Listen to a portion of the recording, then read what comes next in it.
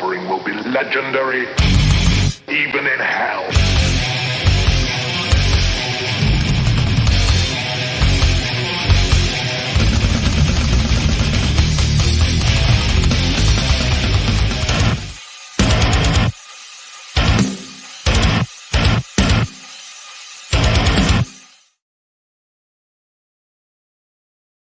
What up, ladies and gentlemen, and welcome to that terrifically tangential Tuesday thing we do. TOPicLESS. I, of course, am DeathMetalHero, and with me, as always, is my homie, Jason Bascom. What's going on, man? How you? Fantastic. High energy. High energy. Yeah. High, yes. Very high. Very, oh yeah, I'm sure you are. I'm so high right now. So I have no idea what's going on. Right? You're totally tally, right? Totally tally, man. No, I'm good, man. I'm good. How are you? Good. I'm doing good, man. Doing good. Got everything from the auction packed up and sent out earlier today. Everybody has been notified of their things. Yeah, I sent everything out yesterday, but Corvinus, I sent his up today because I didn't. Yeah, I forgot. So yeah. Yeah. I even sent out a commission. I had a sketch card commission from Free Comic Book Day. Oh, nice. And yeah, actually, I'll bring that up so everybody can see that real quick. It was a Red Hood. I showed this on Feline stream earlier today, but yeah, this is a Red Hood sketch card. Ooh, very Copic nice. markers. Thank you, sir. Never drawn Red Hood before, but he's a fun character. Yeah, and had fun. Nicely drawing done. this one. That looks like you, it sir. could be like That. 9x12. That's really good. Yeah. Thank you. I like to scan things in at a ridiculously high DPI, just in case. Yeah. So yeah, this was a commission, a sketch card commission, and yeah, so I finished that up and sent that out today as well. So it's Nice. been a busy weekend, getting shiz done. Nice, very nice. Yeah, I wasn't gonna do the auction, but I didn't realize my finances were financed less. Well, it's because one of my medications cost more, and I didn't realize it. Hey man, so I was like, I'm glad you jumped in. That makes one of us. But no, I mean, Well. I okay. The main thing, I hate mailing stuff out.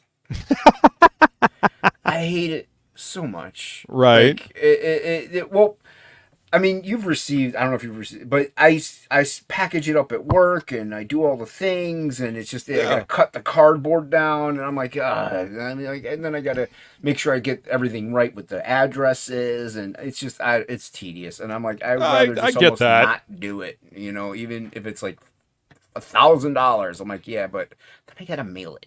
No, I get that. I totally get that. I actually have fun packing up the artwork. Package design was one of my favorite classes in college when I was going to design school.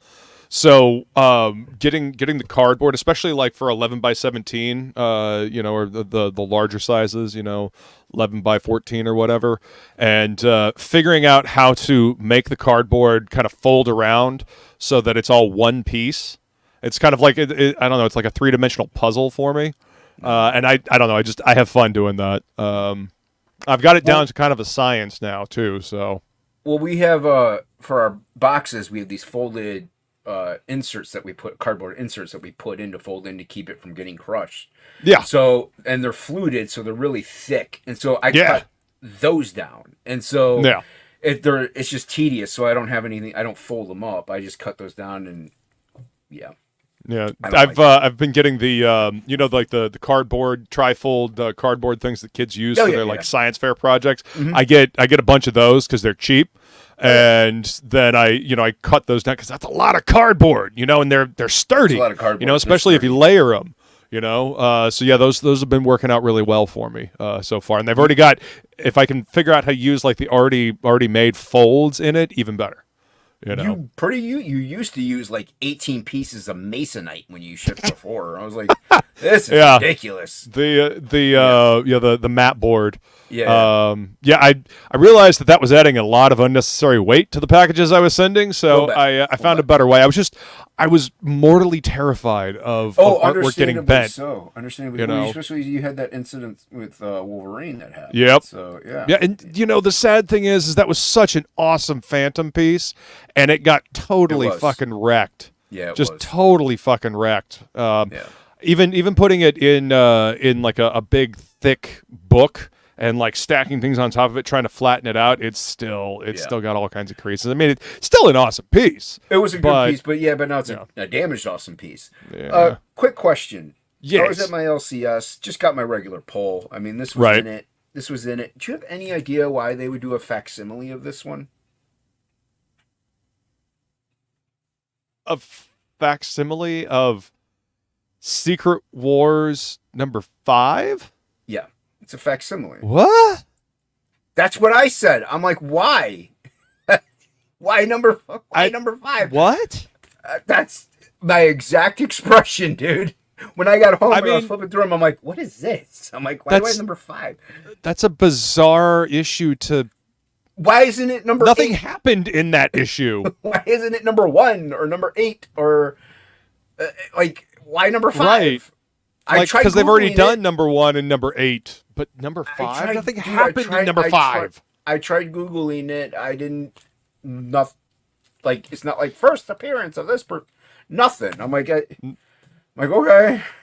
Marvel just trying to sell whatever facsimiles they can get people to fucking buy, I guess. Like I said, I don't know, man. It was in my poll already, and when I got home, I saw it. I'm like, oh, okay. I mean, yeah, so. I don't know. I was going to say the artwork inside is probably good, but then I remember, Ink Spots and I went over it, and it's not. Not as good as what it would have been.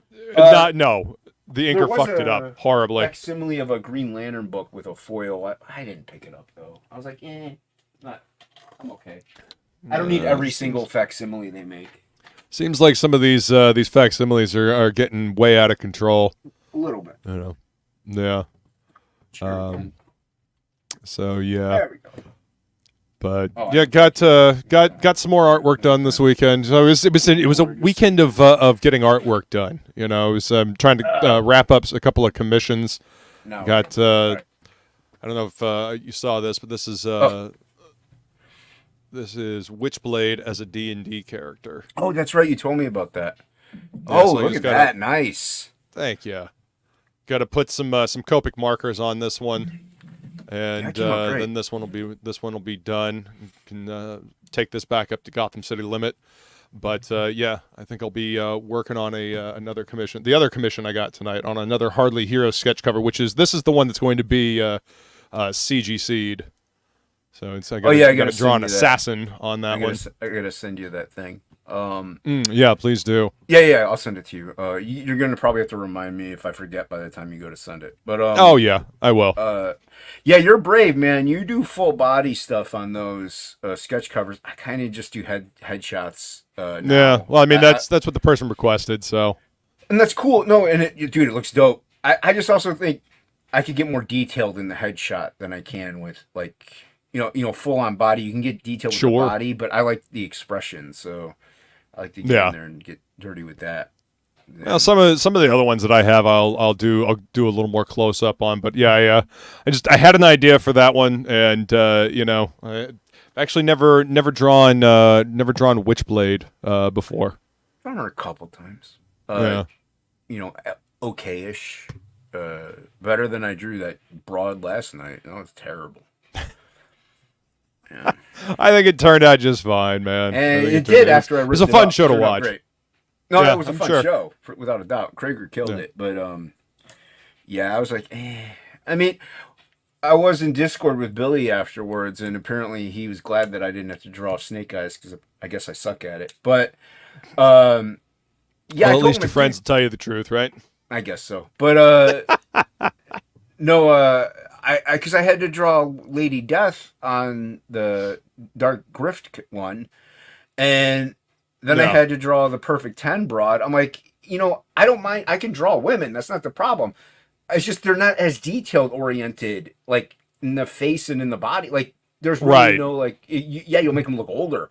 So I want to make. That's why unless you're getting texture all over them, like in a costume or something like that. Like in that regard, yeah. But like Lady Death, there's nothing. There's no detail in her. Like it's in her hair and her sword. That's it. Yeah. Perfect Head chick. It was like that skull you could detail up. Like that was about it. Like I mean, a great design. I'm not knocking it, and she's sexy, but it was like I'd rather draw like I don't know, Two-Face. Like give me something with like some gnarly something to work with. Yeah. So, it was funny though. Fun stream, it turned out good though. Everybody go subscribe to Jay Krager on YouTube.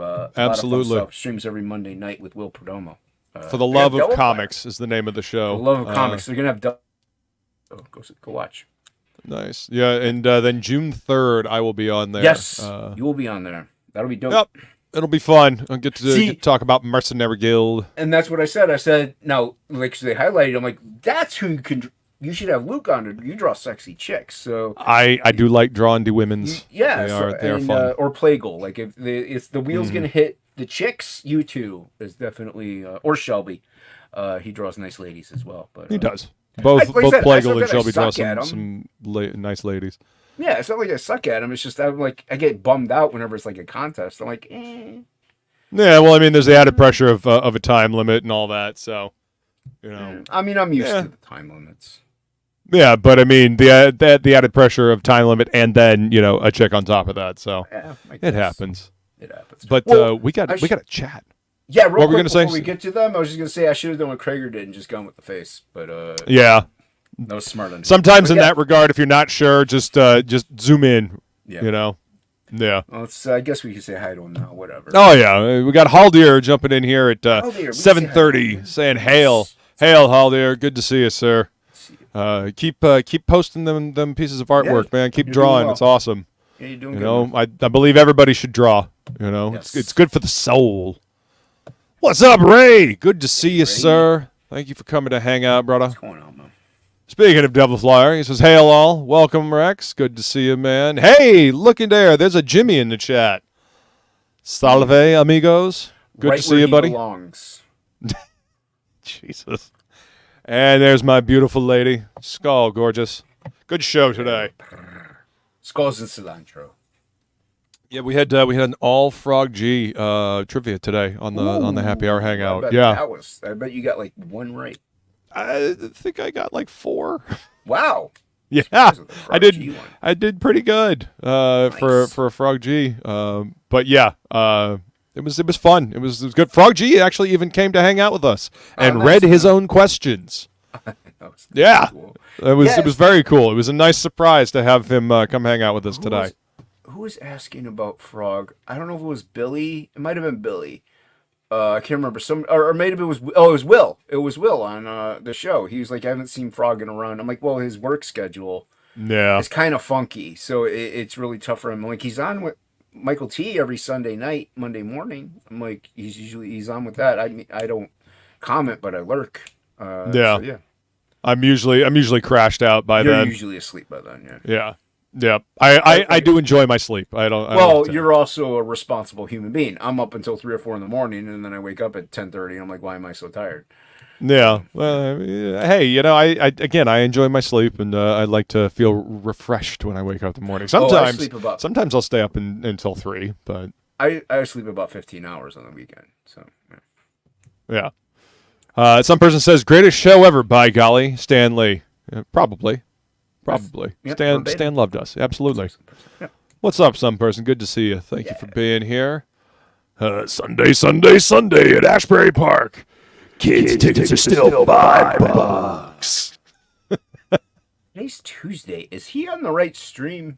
I think so. I think it was the intro that I did. Like the old monster truck rallies that they used to have. Yeah. And thank you, Feline. Appreciate that. What's up, Kevlar? Good to see you, sir. What's up, man? All right, I'm scrolling, and ignoring everybody. Matt says I hate the post office. Yeah, thankfully there's a little post office like outlet annex. I don't know whatever the hell you want to call it, in a bookstore near the grocery store. So that's where I usually take the packages to drop them off. use pirate ship, get them packed up here, get the postage purchased, and then the labels put on. So all I got to do is go in and drop them off, and they're gone, done, out the door. Well, I usually send them out straight from my work, and I get everybody else's, but because of where Corvinus was, I did it from home. So but I actually, everybody but Corvinus didn't put their address in the notes. Oh, no. So I packaged everything up, and then I go to check the get, because I'm gonna ship them from work, whatever. Right. So I go into PayPal. I'm like, there's no notes. There's no address here. There's no address. I'm like, where's Solo? Where's Shadowhawk? I'm like, dude, I've shipped you guys before, but I from work. I'm like, and some people change addresses, so see, I'm like, this This is why I use pirate ship, man. It keeps the addresses in, which is nice. But I've had a couple addresses for Dongo Solo, so I wasn't sure. And Shadowhawk, I typed in his name; it wasn't in my pirate ship. So, but like I said, man, if I send it from work, it is I think it's pretty much the same price. I think. Yeah. Well, no, it'd be a little cheaper because it's a bigger envelope and stuff. So, right. But that's why I charge $6 shipping whenever I'm doing my auctions, because I'm like, I just ship it from work. It's $6 to ship it, no matter what. So, well, almost no matter what. There are some people I can't ship it to for $6, but yeah. Kevlar says, I'm thankful all my 3 Kickstarters another dude handled shipping. It always helps. Yeah. What's up, Edwin? Good to see you, sir. I'm gonna Ace Volume 3 coming soon. Yep. I'm gonna have him on next month for it. Because Angela will be back in town, and we can do the show. I believe I'll be having him on as well. I got to look at the gotta look at the DMs. Yeah. Could make a neat print for your boxes with rasterizations, all dots, so it looks neat. There you go. Could be fun. A whole lot of my white pros. Yeah. I mean, give me a little time out in the sun, and I'll be a little more caramel or something like that. The sun's the devil. Right. And Jimmy's as white as I am, so what is he talking about? Right.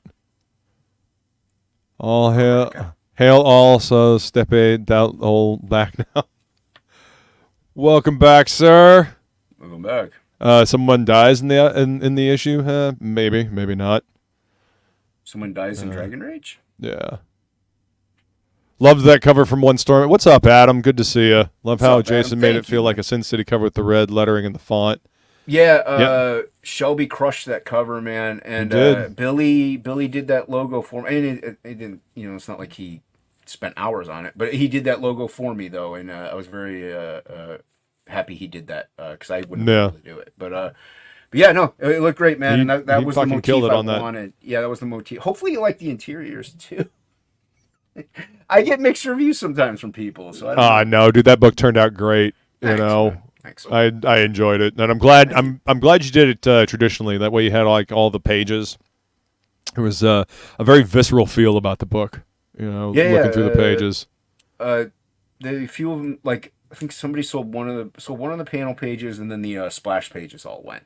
Because they're really, really good. No, I sold 2 interior pages. My bad. And then 3 of the splash pages. So still got quite a few really dope pages left over. So yeah, but no, yeah, it was a fun It was a fun book, and I'm not bashing ink at all on this. But while I'm waiting for him to do pages for the supplemental, I'm laying out pages. I'm not drawing them yet, but I'm laying out pages for the next Absolute book. So might as well work while I wait.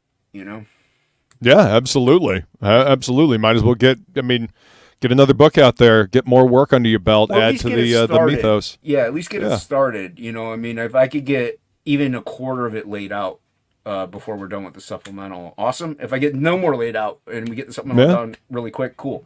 But the books are on their way, though. The main books are on their way. So, yeah. Yeah, man. Thanks, Adam, man. Appreciate it. Matt loves the wood paneling. It reminds him of his childhood. Mm-hmm. Yeah. Hockey is apparently not here. That's where the bodies are. No, he's in the pit. Yeah, of course. What's up, Hockey? Jimmy wants to know if Morb's ready to get that cover started. We should be. We'll have to. Morb will be in here at some point, I'm sure. See, Sure that he is a will good be. thing. Like, you guys have more of a team, which is good. Yeah. There's nothing we got. I'm not bashing it, but like, it takes more people to verify something. Whereas, like, Frog and me, or if it's just me, and I'm like, oh, that's a cover. Like, it's like there's less wait time. You know what I Yeah. mean? Well, I mean, and also I'm just I'm a hired gun on this one. I mean, I'm treating it like it's it's my book because it's it's my artwork, it's my name. You have opinion. Yeah. On it. Yeah. I do. Yeah, absolutely. But I mean, in the end, it's ultimately Morb and Brian. Right. But yeah, it's we're having fun on it, man. I'm enjoying the process. I really can't wait to get it done. Not just because I want it to be in Morb's hands, but I want it to be in everybody else's hands. I want everybody to be able to read it. See all the hard work we put on it.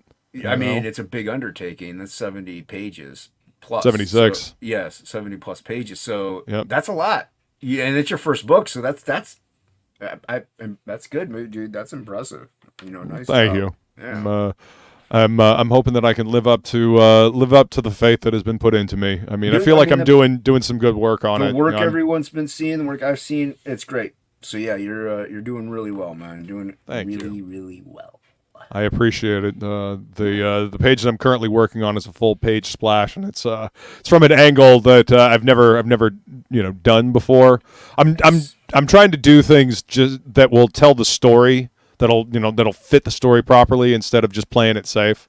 Now whether or not that comes back to bite me in the ass, we'll see. But so far it seems to be working. No, dude, you got to challenge yourself, even if it's like your first book. You got to challenge yourself. That's only the only way to grow. And even if you fail miserably at it, you'd be like, you know what? I gave it a shot. I at least attempted it. I gave it a go, and you learn from it. So, but everything we've seen has just been really good anyway. So you're doing really well. Thanks, man. I appreciate that. Thank you. Just being honest. Feline dropping the links for both Mercenary Guild and Frog G, Voodoo Gods and Magic. If you haven't gotten a chance to grab your own copy, what are you waiting for? Hit that link and go grab a copy of the book, because once they get the rest of it done, they're gonna be closing the campaign out. So make sure you get your copy now. Yeah, well, Let's see. because if I get the books before we're done before we get the supplemental, and we'll be done with the supplemental before I get the books probably, but I'm gonna start fulfillment on just the individual books. Sure. And get it rolling. So yeah, once fulfillment starts, and fulfillment, once it's up to Ink Spots and me, and we'll be like, hey, we're closing it down. So we'll see what happens, how long he wants to keep it up for. So let's see. Halder says he's working on a Night of the Living Cat sketch as he listens. nice. Feline says it was a lot of fun having Frog G on. Yeah, it was. Frog. Michael T streams at the weirdest hours. Yeah, hey, you stream when you can. Hockey says I got the who voiced the trailer wrong. I did not. That's a damn dirty lie. Who voiced the trailer? What's up, Spanky? Thank you for joining us. I don't know if I've seen your name in the chat before, but welcome. Hope you enjoy the show. Yeah, Thank you for being here. Button. Yeah. A lot of great content on this channel. Let's see. Scrolling, trying to catch up with the chat here. Chat be hopping. Cover was cool. Cool comic, by the way. Yeah, turned out really good. Ricardo Cuna, Frank Miller is wow. Yeah, gotta love old Frank Miller, man. He's one of the quintessential creators. Yeah. Left an indelible mark on the industry for sure.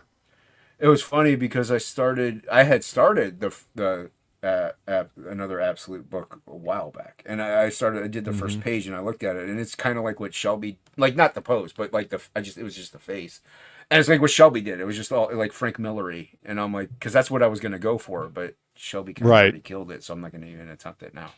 But yeah, Shelby definitely fucking killed it. Yeah, dude.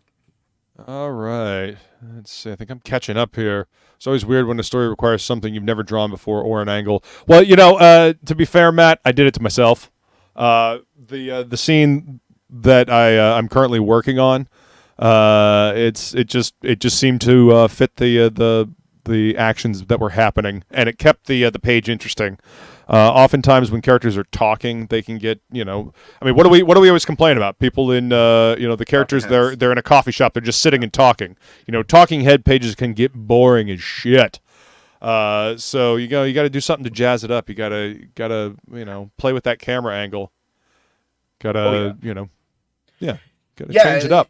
Well, that's your job as the illustrator. Like comics are, hockey, you got to have them written really well too, but they are a visual medium, and with books you have to be very, it has to be good. Your spelling has to be good. Your form of expression and descriptions have to be really, really good.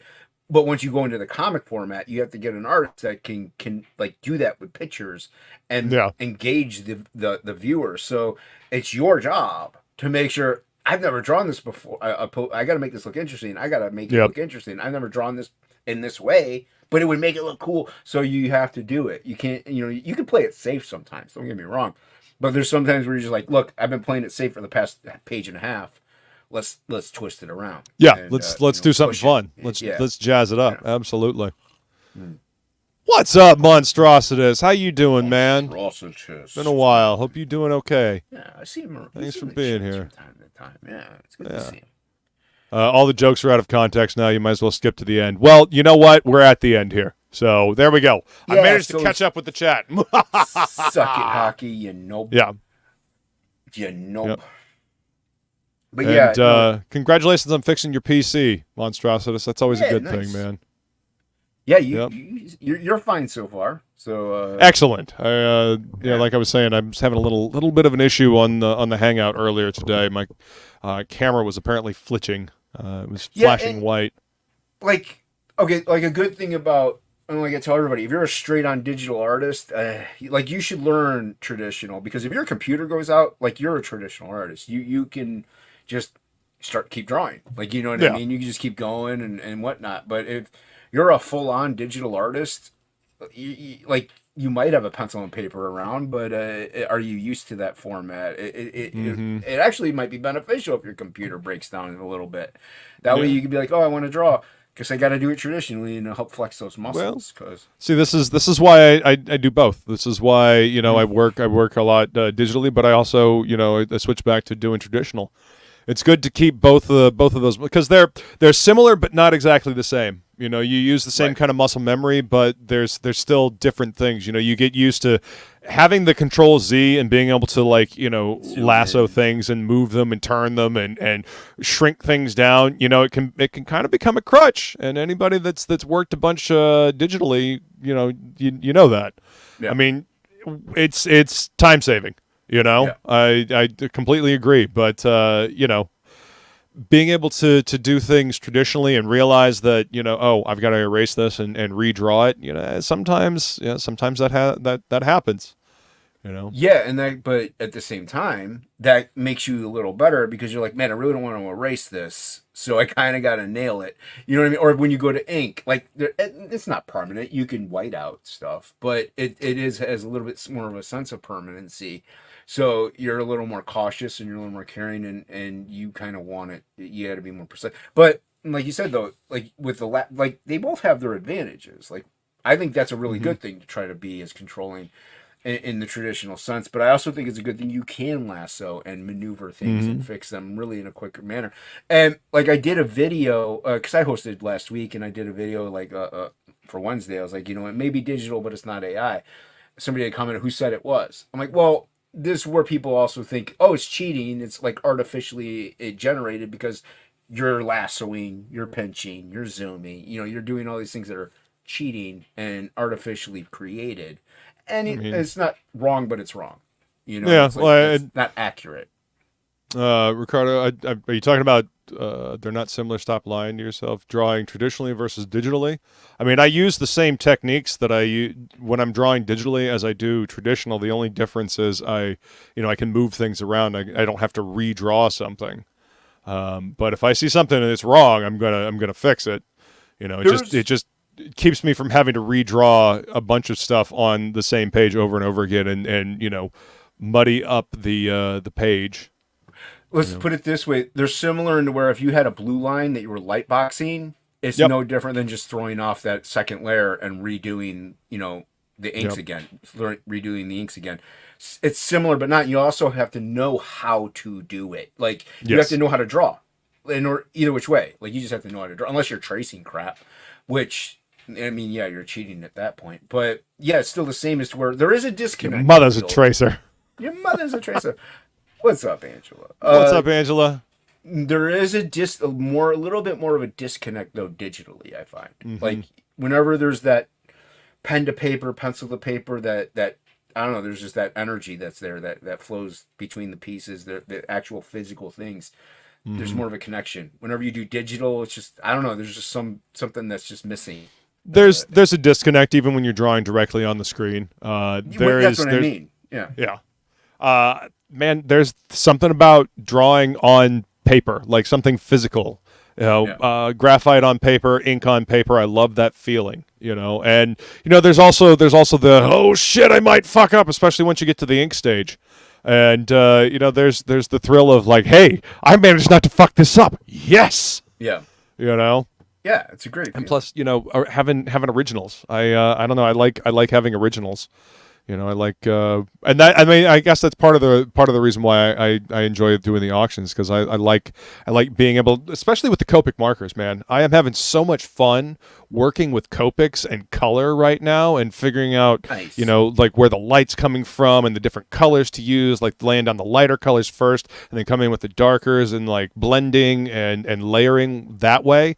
I actually enjoy doing traditional colors more than I enjoy doing digital colors. Nice. If I'm being completely honest. Oh, dude, I love watercolors way more than I love doing digital. I didn't start doing digital anything. I thought it was like I had that mindset too that it was cheating until I was about 24, 25 years old. Mm-hmm. So it was all straight on. It's traditional or nothing for me. So I kind of learned how to do watercolors, acrylic painting, and stuff like that. Growing up until my early 20s. Yeah. So, and I think that's beneficial because that actually helps out your digital, because you're learning layering already in the traditional aspect of things. So you're like, oh, well, I got to layer these anyway. And it's just making a new layer is a little different. Now, I'm an idiot, and I tend to do all my stuff in one layer on Photoshop because I'm an idiot like that. I maybe have two, one for line art, one for colors. But yeah. Again, it all depends on the workflow that you're used to using. Why not have both? Yeah, you can do this. That's what we're saying. That's what we're saying. We do both. Yeah, it's good to draw digitally and traditionally. They influence each other. In today's age, I think it's good to know both. That way, if let's say you get hired somewhere at a job, whether it's drawing comics or graphic design or whatever, you're so used to doing traditional. Now all of a sudden they're like, "Hey, we're going to use Photoshop for this." You're like, "I don't know how to do any of this now," and so it becomes a crutch at that point. So, I mean, I've from day one I've always said, learn traditional first. Oh yeah, then it's a foundation. Then learn digital, but learn digital just because of today's age. Like you got to grow with the times, or you're going to be left behind. So it's just the way it is. Companies don't really want too much traditional stuff. Unfortunately, no, but collectors want traditional stuff. Collectors do, yes. Yeah. Ricardo says, doesn't it get you mad when someone draws something on a computer as opposed to drawing on paper? I mean, no. What pisses me off is people using AI and then claiming that it's their artwork when still they the person drawing it on the computer. Like, look at Donald DeLay. He works predominantly digital. And he produces great stuff. Frege pencils everything digitally. Yep, and then prints it out and inks it traditionally. Yeah, and that's I think that's a great way to work. It's best of both worlds. I think Graham or is it Aaron? Well, I know. I think it's Graham that does do digital stuff too now. Like a lot of here's the Graham other is thing. working purely digital, and it also doesn't make me mad considering I'm 45 years old and. I mean, even if I had good health, my vision would be going. So, you're naturally, your everything deteriorates. Your body just deteriorates. Your eyes deteriorate. Everything deteriorates. So you'll lose a little bit of your skill set in the classes, and you're just like, oh, I just can't. There's only so many hours in the day too. The digital then becomes a saving grace. It's where like, oh, I could do how I used to draw now. Oh, I'm so happy. So it's people look at it as a crutch whenever it can be a blessing. And for somebody like me, who a lot of people, Ricardo may not know my vision problems, that it's a saving grace. I can draw how I pretty much would be able to draw it. I'd be 20/20 vision. So kinda. I still make quite a bit of mistakes, but either which way. There are perks and pluses to digital that aren't just because of like, it's an electronic device that you're not erasing on. You know what I mean? I don't know. I had that mindset for the longest time that it was cheating, like I said. And I realized like you still have to have skill and knowledge to do this. Just drawing on a computer won't necessarily make you a good artist. Yeah. Now, pretending to be an artist by using AI and having the computer draw it for you by stealing from every other artist, typing in prompts, that's not creating artwork. What's up, Stippling Vaughn? He says, Bro Ray, awesome. Thanks for coming to hang out with us after the Professionals. Appreciate it, Vaughn. Vaughn did a great job on the auction as well. Man. He's a madman with that stippling. And also he did a non-stippling piece. He sold a Swamp Thing and a Swamp Man Thing piece that was really good. That's awesome. Talk about like patience. The stippling takes forever, and so hats off to you, man. I'll always do traditionally. Says, I mean, it's you kind of have to doing what you do, man. Stippling is Ricardo was referring to using AI. Yes, using AI is absolutely cheating. That's bullshit. It's cheating using AI and making it what you're selling. Now, I can see if you're like, I really like a cool dynamic pose. I just can't think of one. And you use like a prompts or whatever, and it generates them. Oh, that's a cool pose. And then you just close the file, and you're like, and then you draw it. Well, as a reference, I'm okay. I'm not as mad about. Using it as an ideation thing, brainstorming. Because it's faster than surfing the internet at that point. And also then with that, I mean, how it happens, and you're looking for something on the internet, you get distracted, and then you end up wasting a lot of time on the internet as opposed to getting work done. I give it more of a forgiving. I still am against it. I still would rather you just use your imagination or maybe look up some sharpen this tool. Yeah, sharpen that. But if you're in a bind or whatever, you're under a time crunch. I could kind of give it a pass in a way in that regard. But using it as straight up like, this is my artwork. Like, no, it's not. Shut up. Yeah. No, it's not. What's up, Jason? Good to see you, Krager. Great show last night, man. Nice job, Krager. And welcome, Rex. Good to see you, sir. Rex? Krager, your package is on the way, sir. And, using AI is just words with no talent. Exactly. Yeah. What's up, Carbon Dioxide? Welcome. Wish McFarlane would do some traditional art and gift it to me. He's digital you and a bunch of other people. He's digital now. Yeah. What's up, Pedro? Good to see you, sir. What's going on, Pedro? Welcome. Yeah. AI art is a step under using porn for reference. I think it's worse than you. So. Yeah. Well, I mean, I think that's what he means, like a step under, like, Actually, Pedro's here. He can explain. He can explain himself. I think it's way under. I'm sorry, way under. Like, at least they're real people. Yeah. Okay. Okay. Using AI art is under. Using porn. What's up, Krager? While drawing naked. How about that? There you go. There you go. How is everybody? Yeah, it's up, doing well, man. Doing well. Hi, Pedro. What's up, brother? Is there anything specifically you want me to draw for you for your hammer order? Who are you talking to? You just said your name. Pedro. Hammer. Pedro. Hammer? The book he did? Didn't you order a art tier edition? No. Yes, you did. Did I? Yes. Did I? Yes, you did. You did now, Pedro. Okay, I did. You did, didn't you? I don't remember. I have to check. Okay. Pedro did. Well, just send it to him. Yes, I agree. Well, I was going to give him an option, so that's fine. That's Just send it to him. I could just send it. That's fine. I'm sure you just want to picture a star anyways. So I'll just do that. Okay. I mean, to be fair, Star is a badass. Yeah. It is. I wanted to make sure that I took care of you. So Okay. That's You're amazing. Whatever you do, I know I would love it. So. Well, that's nice of you, man. I know I'm super late with everything, but I want to make sure everybody's happy in the end, so that they keep supporting, whether it be me or the company Adam runs. Yeah, gotcha. All that good stuff. So how is everybody? I'm sorry to pop in. I heard you guys talking about AI, and I kind of have a weird take. I have a weird take on AI. Do it. Go for it, man. What's your perspective on it? I love hearing this. Yeah. So when I started drawing and getting into computer art and a bunch of that stuff, it was during the time that the first Macintoshes came out. So by the third version of the Mac, like the Mac Pro, which no, it was a Mac 2 is what it was. They were a little larger, and Photoshop had just come out. So I was probably, 14 years old when it came out.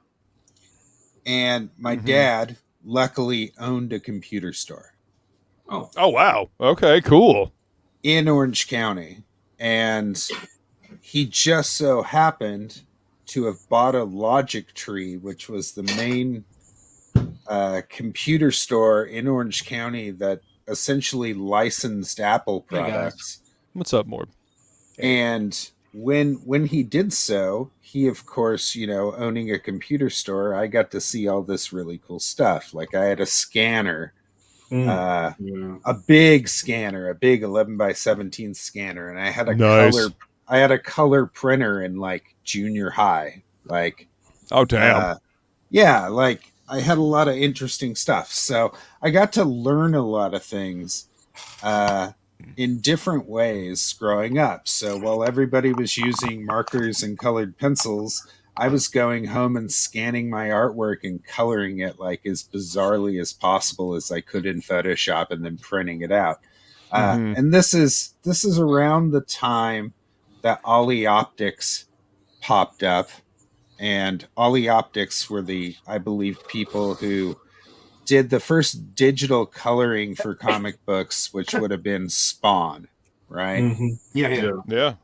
So, and I believe the guy who did it, his name was Olaf or something like that. I don't recall exactly, but anyways, he was all into Apple products and stuff like that, and I was just a kid, and I enjoyed using all of these products. So I knew how to use Photoshop when I was like 14 years old. So Photoshop has gotten nothing but better in the last 30 years, and amazingly so. Adding AI to it, for a normal person who isn't artsy, it opens kind of the world for them, or a photographer or somebody like that who wants to be more artsy. But for an artist, I like to use all the tools necessary to actually kind of like achieve whatever goal I want to achieve. So in some cases it requires me to sculpt things and like light them and then photograph them and then draw them. In other cases, I may use several references from a particular artist if I want to try to kind of figure out their style or their line work or whatever it is that they're doing. But it's always an amalgamation of all these things, right? And that can be included with AI also. Like use all the tools you have in your arsenal. Yeah, sometimes if you don't have the time to actually like block something out in clay, and you have like a really small deadline, and you need the lighting to be really good, I am not opposed to using AI photographs for reference, but only as such, right? Yeah, Only reference. as reference, okay, Yeah. for hard lighting, for things like that, and it keeps you from doing things. Now, it keeps you from having to spend months and months and months trying to visualize something. And the reason why I think stuff like this is okay, and it comes from somebody you all love like dearly, Drew Struzan. Drew Struzan did all those incredible paintings for all those movies. Oh yeah, And man. when we think of movie posters, immediately we come to the realization that Drew Struzan is the only god that fits in that category. So Right. Drew Struzan also used every single thing he had available to him in order to achieve the things he was doing. Sure, Drew could sit down for a month and draw something out by hand using photographs and not trace them and do the things that he did. But he didn't, right? He decided to make collages and then blow them up huge and essentially project them onto his artboard so that he could draw them. Now, in my world, or whatever art world we all live in, like, people get particular, like, drawing that by hand. Okay, well, when you have 3 days to do the most epic of, like, covers for a movie that has to be sold by this single image, you use every means necessary to do what you have to do. And nobody holds it against Drew Struzan in that process. Not one of you will look down upon Drew Struzan for that. Okay, but they'll look down on comic book artists for that. They'll look down on us, and we're actually in the trenches. Okay, like, comic books don't make a lot of money. No, if you're looking to become rich drawing comics, you are in the wrong fucking field. It does not work that way. Very few of us will ever reach that pinnacle. Mostly it's a bunch of saving and working really hard until you can't do it anymore. Yeah, until you die on your desk. Right. So when something like AI pops its ugly head, and people get scared of it, yes, it shouldn't be winning contests, right? Like, Agreed. that's not a proper way or of use of that tool, as far as I'm concerned. Does it give a voice to people who otherwise couldn't do something? Hell yeah, it does. Like, it allows them to actually experience what it is kind of like to create, but they're using words to actually prompt images. Yeah. That's like visualizing a novel. And Yeah, but I mean, as long as they're sincere that they're a prompter and not an artist, I'm cool. Agreed. Okay, there should be honesty involved with all that stuff. Yeah. But as an artist, and if you draw a monthly book, if you do anything like that, like, you should use all your tools at your disposal. And I don't care how you get to that end point, as long as you're able to. Like, that's the goal. So yeah, it's a tool. I don't hate it. I don't think it should take. Yeah. It's going to take over real art jobs. I think it'll take over a small. No, you know who's in danger really with this whole AI thing? Storyboard artists. Yeah. Why? Maybe. And why? Because I've been a storyboard artist for 15 years out of my 20-year career in animation. Hockey says he uses his tool. Of course you do. The thing is, like, wow. Okay. But the thing is, like, you do it in front of people. And thank you, Feline. You should stop that. Yeah, but right. Yeah, but the thing is, like, working as a storyboard artist, the element of immediacy. When you're talking with the director, okay, I want a different view for this shot. Right. I would work with the director as he was filming, as he was changing his mind. With AI, I'm not needed anymore, and that's the thing. Like, my storyboard, is dry, baby. Like, they're not calling me anymore because they're all using AI. So yeah, it's gonna affect the industry in several ways. But maybe this is an opportunity for us to do exactly what we're doing. I mean, if nobody's gonna call you, hey, do your own stuff, put it out there. But Right. yeah, that what irks me is that a guy who's a prompter says like, hey, I'm an artist too. Like, no, you're not. I'm sorry. No, they're prompters. They're Yeah, prompters. you're a What's prompter. up, So K-pop? Now, we all if- play with blood, sweat, and tears to get what we are right now, and we're all growing because nobody's perfect. Like, I'm not like Bernie Wright, or not. Like, I'm not claiming to be Michael Golden, but I've been drawing my whole life, and I value that. And I don't know, like it feels intrusive. You know what I mean? When they say like, I'm an artist, I'm like, oh. It can feel intrusive when somebody says that. Like, but the art field. Here's the other thing. Like, so do people who do crafts, are they artists? Like, people who are they artisans? That's because you hate hippies, Jason. Are they real artists? Like, and then can I move that bar even farther? Like, hey, if you guys don't know how to paint, you're not real artists. If you don't know how to sculpt, you're not real artists. Okay. I can do both of those. So when I was at animation school, that was a great debate because the guys from Emily Carr was the art school right next to my animation school. They called us the cartoon guys, and we called them the macaroni guys. Because that's the thing, like they making like abstract shit that has no like underdrawing, no nothing, no. But we are expressing ourselves like, dude, you're a freaking hippie, and you smell like patchouli. They saw us and it's just like, you guys have no soul. Like, yeah, we don't, but we know how to draw. So get the hell out of here. So yeah, that's an eternal fight, and that becomes even endearing after a while. Right, the age-old debate, right? But once again, they're all tools to get to the same place that you need to be. And essentially, here's what it is. Like, I don't draw comics thinking that I'm going to be able to retire on comics. Okay, like I draw comics because I really love drawing comics. Like, as much bullshit as I put up with, I love drawing comics. Hands down. You know, my money sometimes comes from other places because I realize that comics doesn't really pay the bills. And in order for them to pay the bills, I would have to draw like 2 or 3 books simultaneously.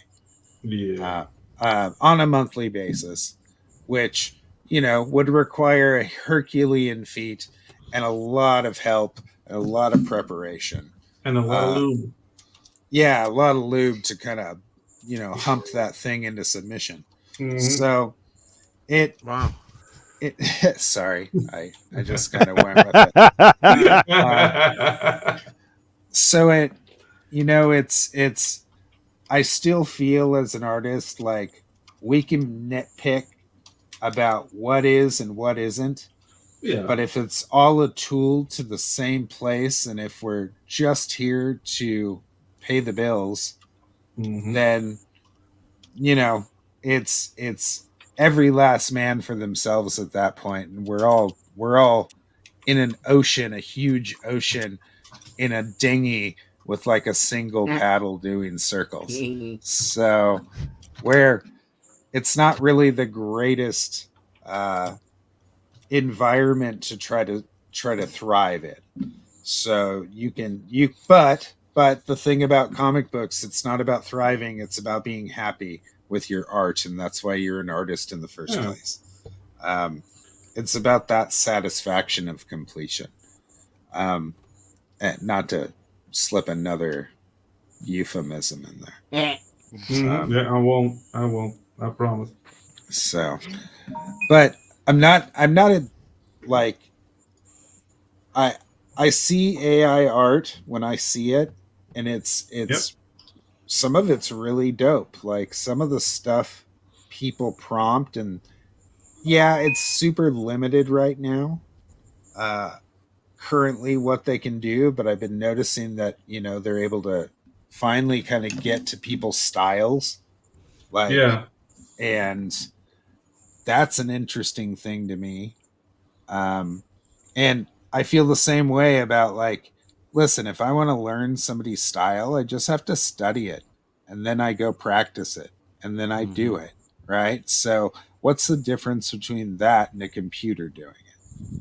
Like, did the computer learn anything or suffer? No, but it's just another route to that same place. And if, as an artist, if I could program Photoshop to draw for me in my style, I would have it do it because I know I could do it in real life and it would just make it easier for me. But that, and all of you would do the same thing if you could make a buck off of it, if they did exactly what you needed it to do and you programmed it to do so. So it's kind of a weird line. Yeah, and the difference is you've spent the years getting to that point where you could have it use your style. The problem that I think people have is that most people are going to use it as a shortcut to get around having to do the work. But not only that, Luke. I Can think you that's register? really cool. Okay, if you allow AI to emulate your style, and it is your style, you can't really register AI art. Nope, cannot still copyright can't. it currently. Which is interesting too, because if you programmed it all yourself to like do your style, then it would be yours, wouldn't it? Yeah, this is a gray area. I think it's pretty. Can't. I think it's pretty cool that your father worked for Skynet. It was, it was pretty interesting, man. Like there's really different types of thought processes that can go with this type of stuff.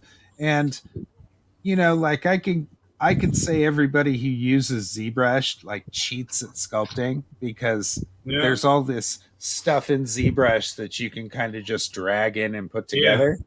Okay. But if I pick up a piece of clay, I can do the same thing. And I know that if I handed that to a person who was proficient in ZBrush, they probably couldn't. So it's a weird line. Okay.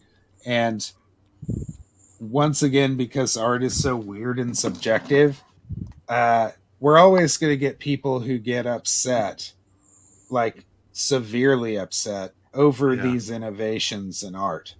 And I'm not saying that like Pedro is. I think Pedro just it sucks that it's taken some of his jobs and he needs to find other ways at this point of doing things. That's the thing. Like I'm a curmudgeon, man, and okay. And like I piss off easily. You're using a Yiddish word, curmudgeon. Curmudgeon, yeah. Curmudgeon's a great word. Pedro's Yiddish. He's Yiddish. Yeah, can't you tell? Yeah. And I'm from the 13th tribe, man. Are you? No, I'm not. The 13th tribe. That's so funny. Wouldn't you be black? Yeah, exactly. I am. He's not? Yeah. Are you black? How do you? I never met a black guy named Pedro. You have now, sir. You've never been to Latin America, sir. Carbon dioxide says, "I like the process of illustration more than the final product. I love to sit and draw, and that's that's part of the process." Right. Yes. My blackness has been put to question now. I don't know. Blackness has been put into question. Yeah. No, as somebody who is losing their sight, like I cherish this. Yeah. I really wouldn't want to prompt anything to do it. Now, that being said, once my sight is totally gone, if I were to prompt a computer to do it, to do my own style, yes, I would be for it, but that's because I can't see to do it anymore. Right. So, like I said, there can be saving graces to certain technologies if used appropriately. But whenever you get these people passing it off as their own thing, whenever they just typed in some prompts and saying, "Hey, I made this," that's where I draw the line. Well, well, we know where the line is. Yeah. Okay. But as artists, it's our duty to run up to the line. Yeah.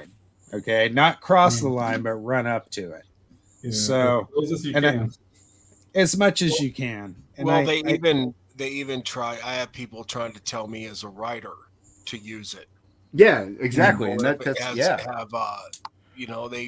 bring up the program and they plug in all this shit, and then they say, "Wow, I came out with a great script." But if you don't write it yourself, and you don't, because there's nuance to everything when you write. Right. There's a soul that goes into it. I've used AI to organize a thought So I had a complex idea, but I needed it explained in a linear way. So I told ChatGPT my idea, and then it wrote something for me to explain it in the simplest way. And it cut out everything that was getting in the way. Like, it just made it simple. Now, I would never pass that off as a unique thought, I suppose. You're using it as a prompt, right? But I was using it to organize a story idea.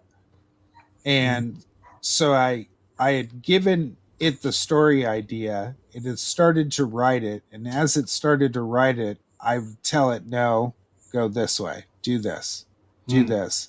And then it finally gave me like a broken down structure of what I kind of needed to have. So all the chapters and what those chapters might entail. But I had prompted it every single part of the way to get this fine tuned to that point. And it took me, like, as opposed to typing it all out myself and thinking of this idea that way, it took me maybe 10 minutes to have a finished, basically, idea sitting in front of me that if I wanted to write a story, I could do it from that. And that's good in using it in what you wanted to use for. But if I were to have like, be like, hey, I kind of want to do something involving like some goblins and some warriors. Hey, Morb, do you want to like bounce off some idea? Like, I would rather much do that, get a writer to help me out with an idea over just being like, ChatGPT, what do I want to do? You know what I mean? Like, you're using it as a tool. So, like, yeah. Yes, Pedro. Jason, when you use ChatGPT, it called you racist. Oh. Well, that's because I am racist, Pedro. Yeah, exactly. I hate white people. Exactly. That's the thing. You can't use ChatGPT. It's going to expose you. Oh. It's interesting. I think AI is interesting. I think all it is. I happen to. I mean, for a writer, just like an artist, the reason why I wrote wasn't to make a comic. It was to escape, because there is no escapism anymore. So when I write my characters and write my world and write my this, that's my escapism. I don't watch TV. I don't go to movies. I don't play video games anymore. These companies have all told me they hate me. I hate them right back. I'm pressured all the time to watch Fallout because it's the greatest fucking TV show on the planet. I'm not totally gone? I'm not going to give Amazon my money. We have a very personal relationship with our art. Okay, like it's obvious that the 6 people in this fucking room have a very personal relationship with art. So in that process of having such a personal relationship, of course there's that line that we were talking about, man, and the line was crossed, and it sucks, man, and it sucks that it's hurt people like us that are kind of on the lower end of the totem pole, so to speak. Like, I mean, I'm a storyboard artist too. I realize that we're just kind of like passed around. Stuff has to be done immediately. You have to waste your whole weekend essentially like placating to changes or whatever it is, and it has to be done immediately. And there's no ands, if, or buts. So this is a hard business to be in. And I believe somebody told us, why does somebody saying what story? Why does somebody want to hear what story are you speaking about, Ricardo? Yeah. So I mean, like, I write just to escape. And when I'm writing, I mean, and anybody can do that. So, because there is no escapism anymore. It's the message being pounded down your throat. I'm done with it. I'm 53 years old. I'm done with it. I'm not 33. I don't think things are going to get better. I don't think things are going to change. I don't care anymore. I've been insulted to the point where I'm just out. Forget it. And so I write. I play old games, watch old movies, watch old shows, and that's where I'm going to be for the rest of my life. And independent comics. That's it. Right. I'm not going back. If they make a good Star Wars show, I'm not going back. Right. I'm done. I'm no longer a Star Wars fan. Marvel Comics, can eat my shit Wow. forever. Nice. Wow. If it burns to the ground, I don't care. And I don't you care. know, I'm done. it probably will. I'm out. Mhm. I'm out. Hey, what's I'm up, Oliver? forever out. Yo, Oliver, what's going on? Welcome, sir. Hey, It's Yeah, Al. this is like whatever using happened. AI, Yeah. using AI, much like an artist, would not Mhm. be, because that's escapism. When you're drawing, that's escapism. You're Mhm. now you control it. You can make what you want. And Sure. as a writer, I'm just saying I can delve into these worlds and make whatever I want. Whether anybody wants to read it or not is one thing or another, but we can all do that. Open up a Word document and start writing a story about a character and something that we want to read. And that's what I encourage everybody to do. Maybe it gets published, maybe it Paper doesn't. and pencil for me. Right, Thank you. right. I'm real old But school. stop And- giving these assholes money Yeah. or clicks Yeah. or outrage. They want your outrage. Hey, They but live there's off one your point. outrage. There's one point we're not touching that. What? On What? this one? Touching. Yeah, we gotta touch it. We gotta touch it Oh my. tenderly, but firmly. Again. Gently. We are gonna get dumber if we keep going down this road. And 'Cause that's what whatever some happened- person was bringing yeah, up here.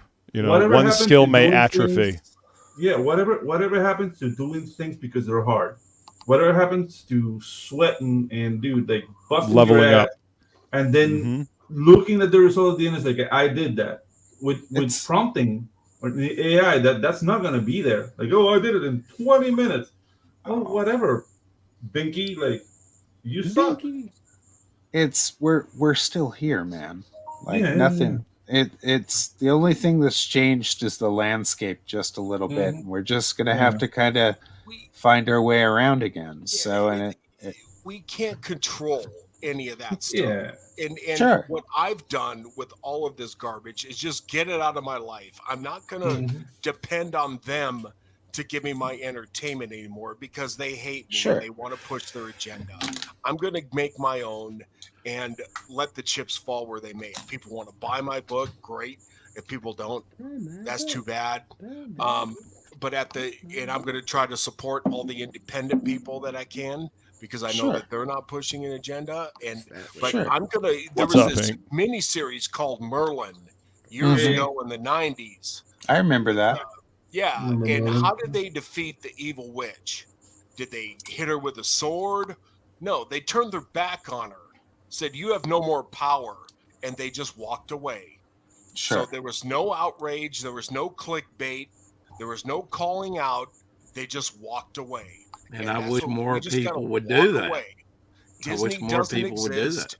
Marvel Comics doesn't exist. What's up, Hockey? DC Comics doesn't exist. I'm at the Pizza Hut. I'm at Oh, the Taco shut Bell. up! I'm Shut at the up! Combination No, Pizza no! Hut and I'm gonna Taco leave. I'm gonna Bell. leave. I'm gonna leave. Oh I'm gonna my leave, I'm gonna God! leave. I'm gonna leave. What? Lane Billy, Jesus Cat.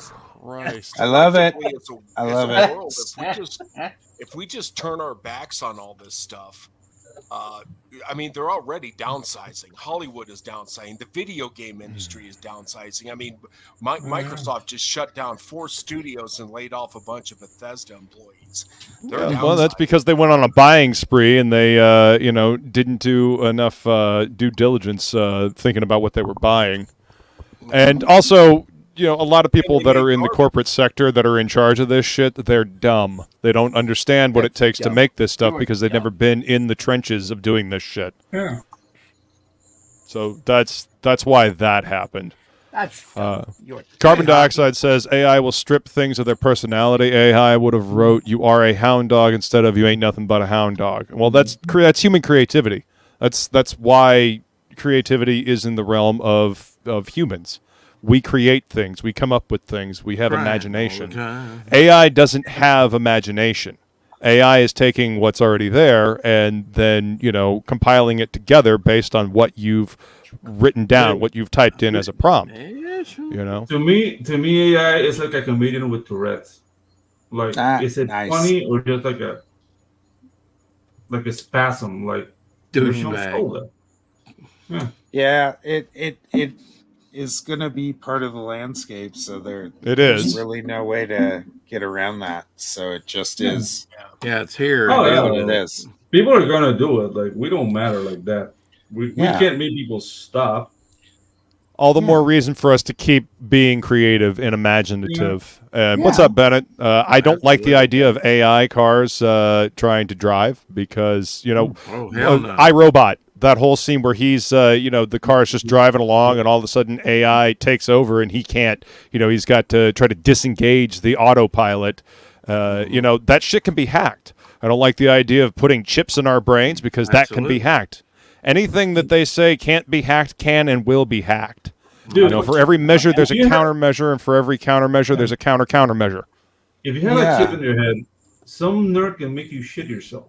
Yeah, but without risk, there's no real reward. Well, there's also, like you said, advantages to everything. I, for one, would like a car that could drive itself because I can't drive anymore. And do you there's think that paralyzed guy who has the Neuralink thing that can control computer now. So there are advantages to certain things that, they're bad. They can be bad, and bad things can happen, but they can be some people's saving grace. Yeah, this is a problem of ethics. Yeah. I don't think the guy that's a quadriplegic that decides to get a Neuralink is going to care if he gets hacked and he shits himself because the fucker can walk. So, he's gonna have a shitty walk, but he's gonna be walking. He gotta walk funny. Right. Well, I mean, that's the double-edged sword of science, right?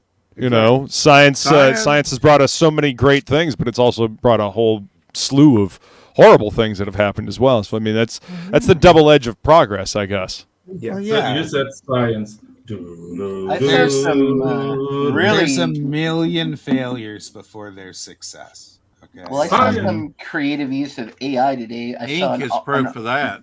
I saw an artist trace another artist and then take the tracing from that other artist, throw it through AI, and have AI go through and so it's like the second hack on top of the first hack, and then made it a comic book cover, and he's getting vastly rewarded for it. So I mean, AI is. I really don't. What the hell, I don't want to know, dude. I don't want to know. I'm good. Which person is this person? No. I'm not gonna say. If you know, you know. If you're in the know. It's renting it through twice. No. So first he traced over another artist and passed it off as his own work. Then he took the tracing of the other artist's work, put that through AI, and let AI steal from another artist, and then put a nice render on top of the art that he already stole. So it's like a double robbery, man. Do better, Jason. Do better. Yeah, that sounds like dominoes. It's kind of like drugs. He cut it. He cut it enough to make it profitable. Krieger's going to get to the bottom of this. Yeah, he is. No, it's hilarious. It's hilarious. I love it. So now I have to see it. Super creative. Super creative. Put it in the private chat for You can get so uncreative, but now use AI that it brings it back around. What's up, Lego? So uncreative that AI looks at you funny. Yeah, I'm in the private chat, so you better post it now. Ink spots, because I want to see this shit. He wants receipts. I want to see this shit. Is still an agent of chaos. because I constantly will go through people's stuff and ride detectors and stuff, especially when people like to call things AI. So I like to run them through multiple detectors. Oh, he doesn't hide it. He says that's what he did. And there's well, that's good. That's good that he said it. That's what we want, like transparency, right? Hold on, if he said he did it, then you could say who it is. He champions. No, he doesn't admit to tracing the first image. He only admits to running the traced image through AI. Who's the guy who run the art through AI? We're not talking about the tracing. We're talking about the AI. Who did it? Who done it? Yeah, put it in the private chat, Ink. I'll put it in the private chat. Yeah, hurry up. I'm waiting. I want to know now, damn it. Come on, bitch. Yeah, dude. This is I put it in the regular comments. There you go. That's by accident. Big spots don't give a fuck. I boomered it.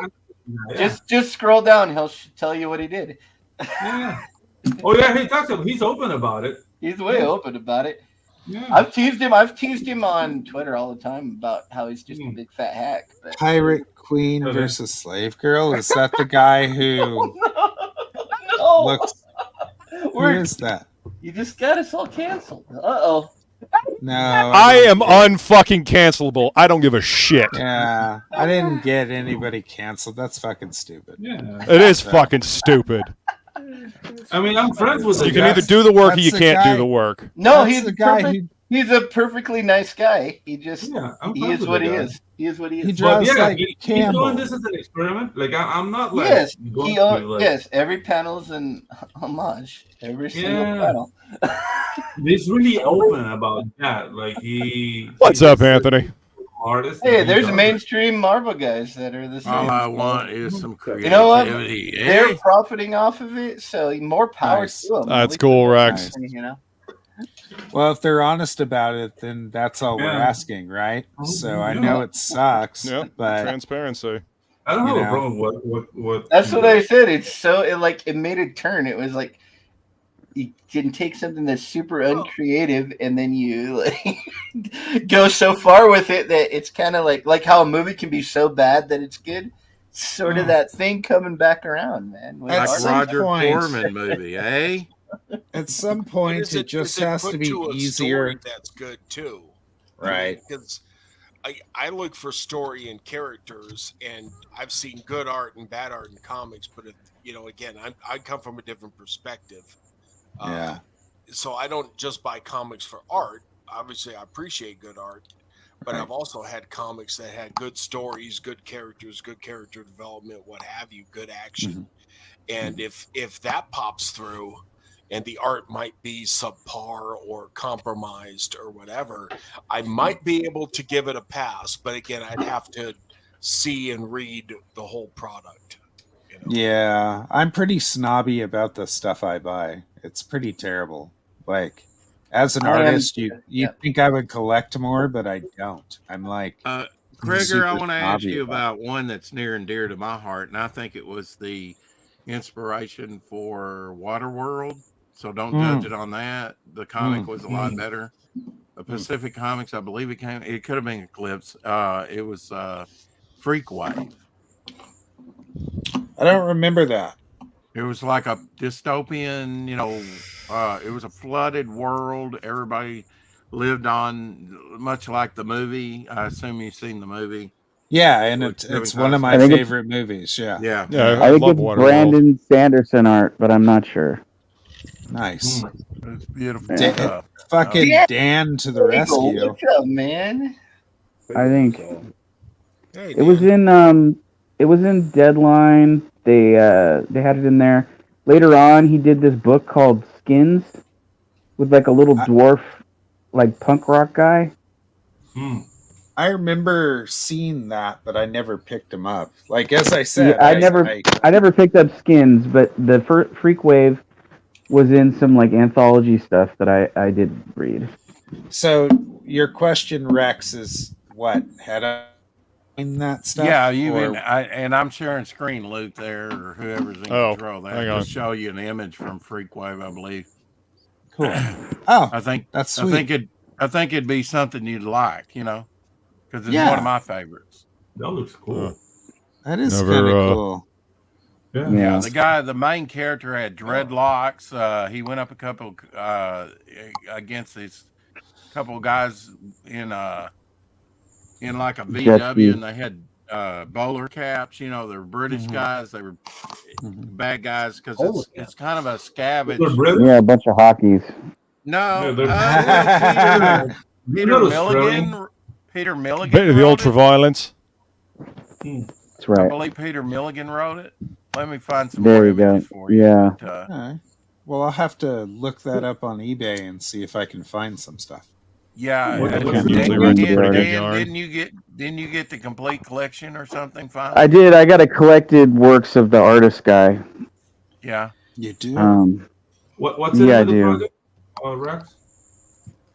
Well, you'll have to let me Freak see Wave? that when I come to see you. I will. It's pretty you go. readily available in my art studio where I have it Put at. that up. I'll show. 'Cause I got it not too long ago. you. I'll Thanks check for it out. It was It's free. There was something else that I picked up too that I was like, I need to show you when you come by, but I can't remember what it was. Yeah. I'll remember when you a come by. giant black. It was a giant black dildo, wasn't it? Though. No, I don't have anything like that in my home. No, is it? Krieger, It Java wasn't black. is amazing, wasn't black. dude. I forgot. Take I it had easy, to Ricardo. I forgot the book. Little Ricardo. I love Take it easy, Anthony. the work. Hey, you do. Anthony, can you share screen, please? Sorry, Ink. One good thing about it, besides the art, is I love the coloring on it. You know, it was sort of Yeah, avant-garde at the It's time. black and I've heard white. the name before, but I've never actually seen the That's book. cool. Yeah, it's Yeah, on that's like, that's actual Stellar. Freakwave. Yeah, That looks cool, man. look at that. I like You it. see, I think it'd be right up your alley, man. It is. Killer stuff. Yeah, I like it. it came out. It came out around the time, like, that Faust and Grips and stuff was being done. 1993. I think it even Yeah. preceded it a Yeah. little bit. You know? I would have just graduated high school like the year before. Yeah. Right. So you're 82. I'm 84. Okay. I'm 92. you're 92. 90. You're young. I'm man. Okay. 92, Yeah. so I'm 50. Sorry about that. You're a That's okay, youngin', right? I'm You're a pretty youngin'. young, I suppose. I mean, that's if the smoking doesn't catch up with me. Yeah. Oh, and Yeah. then Graduated '92. Is that what you said? I graduated in 92, so. Oh, I was 95. So, like, Who's, You're a youngin', man. Yeah. who was 95? Who said that? Ink. Ink spots. Ink. Ah, okay, yeah. We're close. We're years age. We're sort of Graduated old. what? Like Sort high of young, school sort of or- old. Yeah. We're still old. It's called middle by the age, way- I believe. Krager, we're Half-life. gonna have to push. We're gonna have to push that hangout back a little bit because I'm still recovering from the surgery. How'd it go? It was all right. They ended up keeping me for like 4 or 5 days. Jesus And, Christ, man. And I'm like, even right now, I'm like kind of like bedridden, and I've got a massive hole in the side of me. Yeah. Yeah, I know. I know So- how it works. Yeah. Fuck. Stuff with wadding, and I'm waiting for Yeah. it to shrink down. Yes. So it took a couple weeks, and they won't let me drive because I'm on heavy sedation. Yeah, it's okay, man. Yeah. We can put it off for a little bit. It's fine. Okay. So it'll I be just- fine. I know things didn't work out the week ago, and It's okay. It's okay. now things are really off. Nah, it's okay, man. It's not a big deal. So we'll. Hopefully, I'll find out this.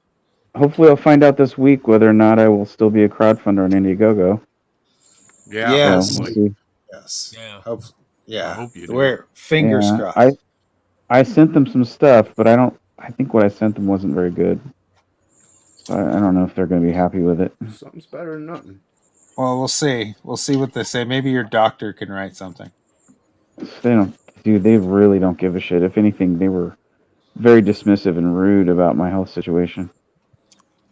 Well, they're a San Francisco-based company, so Empathy is not their strong point. yeah. Yeah. So they didn't. They didn't give a They shit. are if you steal stuff. It felt like they were looking to just get rid of me anyway. So. from the I conversation. find that so hard to believe, considering there are so many other campaigns that have done less than you have, And they're way later. and they're so much more late. Haven't updated in years rather than just a few months. Right. But maybe they didn't have a ton of messages sent to them by a couple individuals claiming that I was they ripping them didn't off. get trolled by some assholes. Yeah, I think that's what it was. I don't know why you did that, ain't. Honestly, Well, because they kind of let it slip that there was a lot of tickets pulled out on me, meaning there was a lot of stuff written in about my campaign. So Weird. So there was a couple people that were in the comments that were very vocal all the time, no matter what I said. So and it was like the same stuff over and over again. And I was just like, I don't know what you want to hear from me. Just So it was the crowdfunding campaign equivalent of a DDoS attack. Yeah. I guess I don't know. Or A bunch of false requests flagging. thrown at all at once, false flagging, that kind of thing. Just a bunch of people it was a mess. complaining all at once, and It it was a mess. looks like a lot more than it actually is. Overruns the servers. Yeah, it What was a happens mess. with a DDoS attack?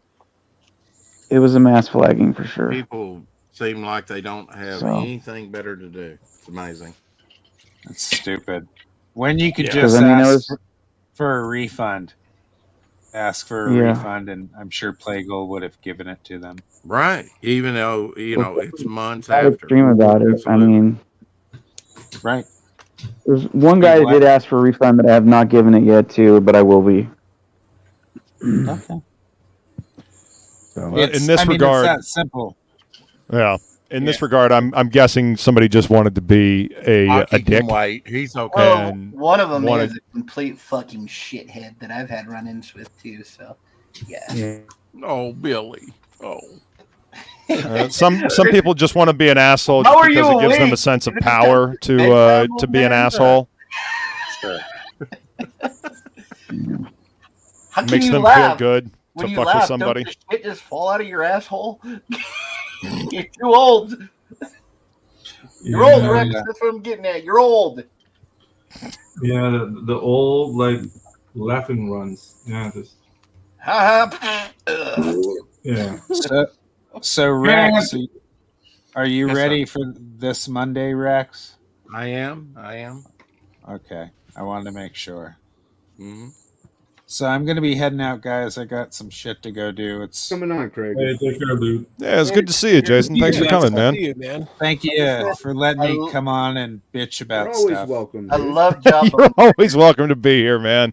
No, If it no, wasn't you, it Craig would have been is one of Ink, my favorites. Even if you love AI, man, like we love Thanks, it. you cunt. Hey, thanks, guys. Thank you, Ink Spots. Let Ink Spots fillet me for a second. Hold on. Go ahead. No, I'm serious. Jawbone. What's going on here? Beautiful book, dude. I love it. So I I like what you appreciate guys it. did with the cover. I like everything about that book. It's Yeah, it's great. dope. Oh yeah. I think it came out really nice. I think Billy did a great job on the logo. I think the printer did a good job. I think Adam did a great job. Yeah. It was a culmination of, Greatness. us just, well, he had an idea, and as opposed to wrangling me, he just kind of put some ideas in my head and let me Mm-hmm. kind of pump a few things out, and then it started to build from that. And then after glitches, after we got properly into the book, I had to kind of like, I knew it needed to be rounded off a different way at the end, and that was my contribution. Was we had jumped from one scene to another, and I told him we needed like 2 or 3 pages to kind of work our way up to this. So I talked him into it, and we were able to get that cool scene of her being like spit out of the worm. Dude, that's a great scene. And that was fun, but I had to talk Adam into it. But once he was like, let me see it. So I drew up a bunch of stuff real quick and sent it to him, and he was like, oh yeah, we got to do that. So You guys make a fucking great team. I gotta say. I do. I think we get along really well. We kind of understand each other. I kind of feel like he thinks that he should have met me 25 years ago because I would have done a lot more shit. Like I would have been more prone to draw what all the terrible stuff that he wants me to draw. Like sometimes he asks me to draw some things that I'm not comfortable drawing, and that's not something I would have said 25 years ago.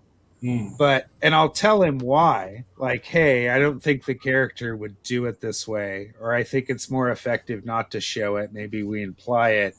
And I kind of try to push him around like that, but inevitably it ends up working out. Like, we find ways around it. Like, there was this scene where Jawbone was going to literally stab a woman and like cut her up, And I was like, man, if we show that, it's unforgivable. Like, we can no longer have any sympathy for this character once he's done something like that. It doesn't work that way. So we found a way around it, and it works so much better.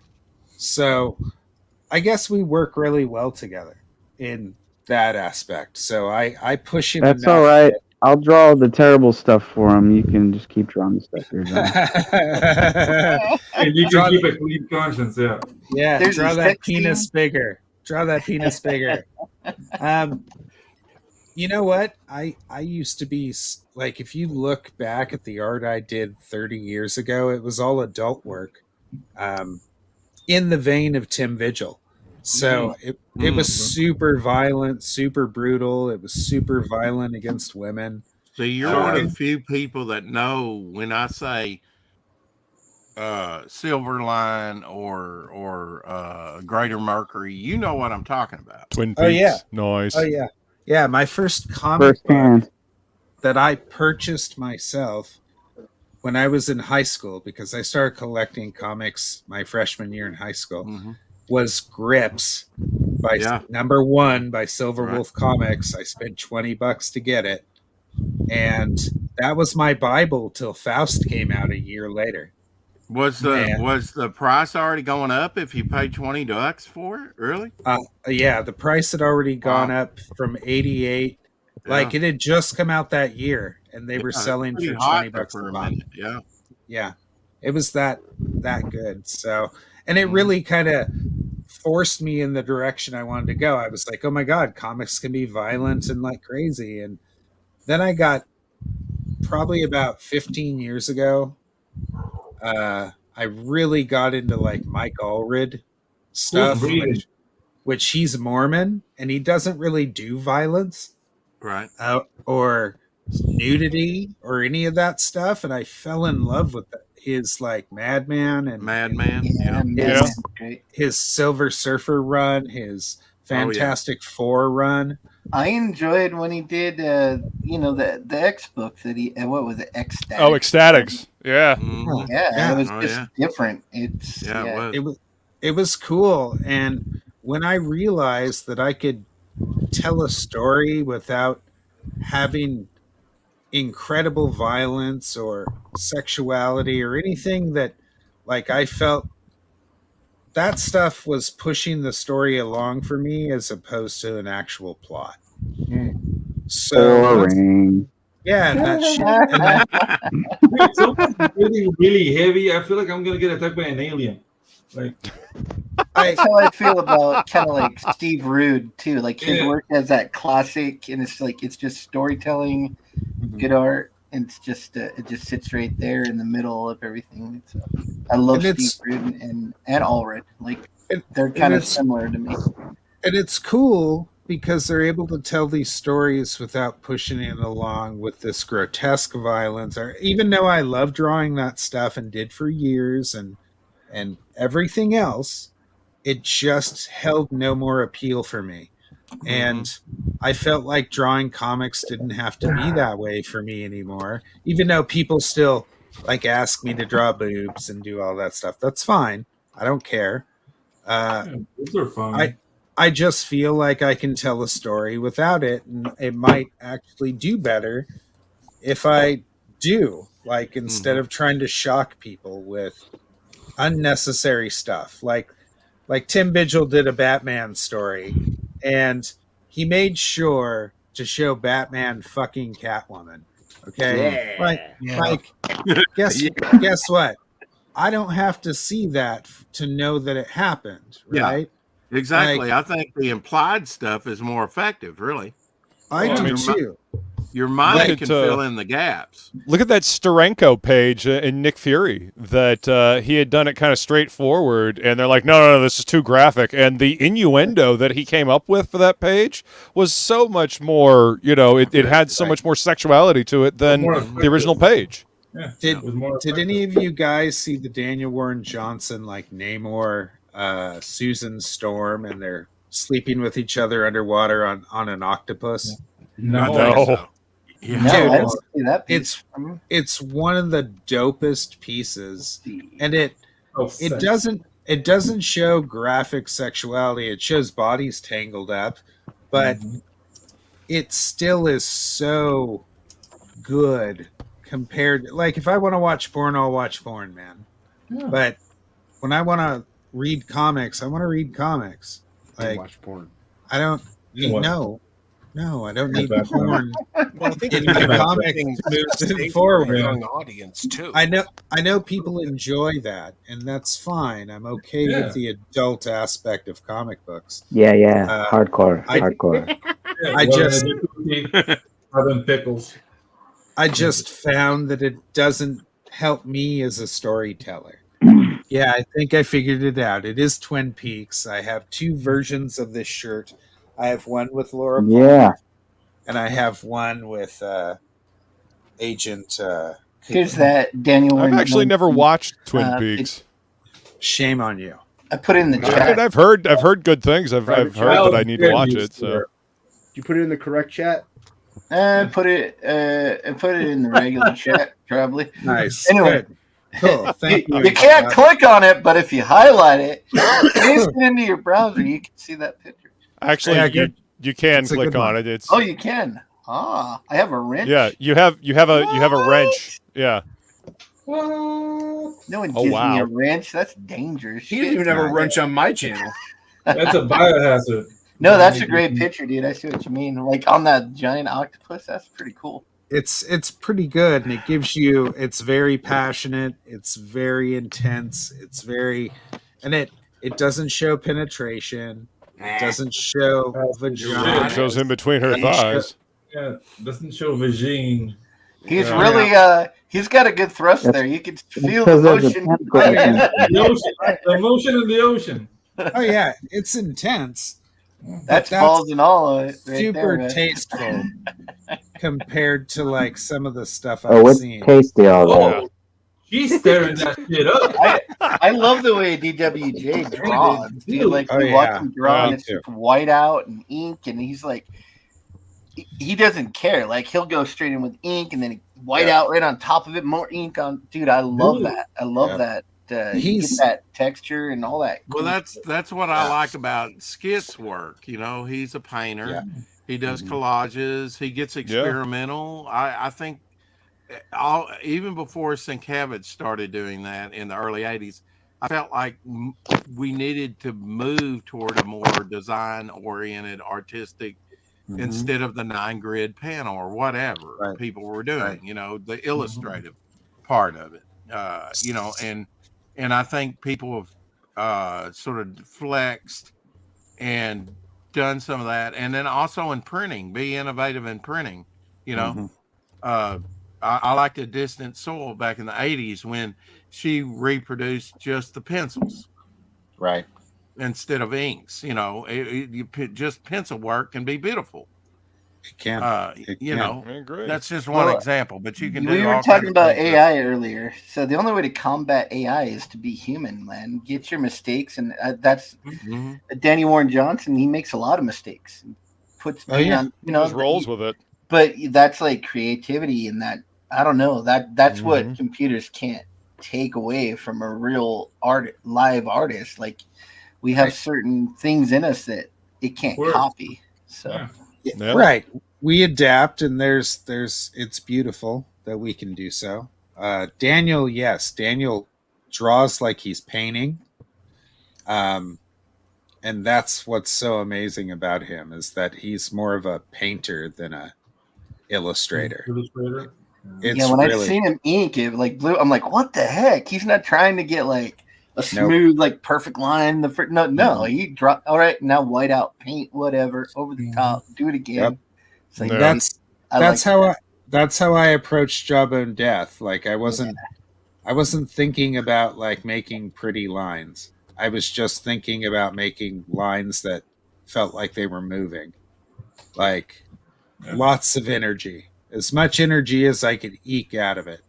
Yeah, it shows. Like certain books you read and you can just go, oh, this guy was having fun when he made this book. Like you could tell, like he enjoyed working on this. So it makes it so much better. It makes the book so much better to read too. So I think that's part of why Murder Falcon was so successful. There was a lot of movement and impact in that book. Oh, I love Murder Falcon, dude. That was I finally read it a couple weeks ago.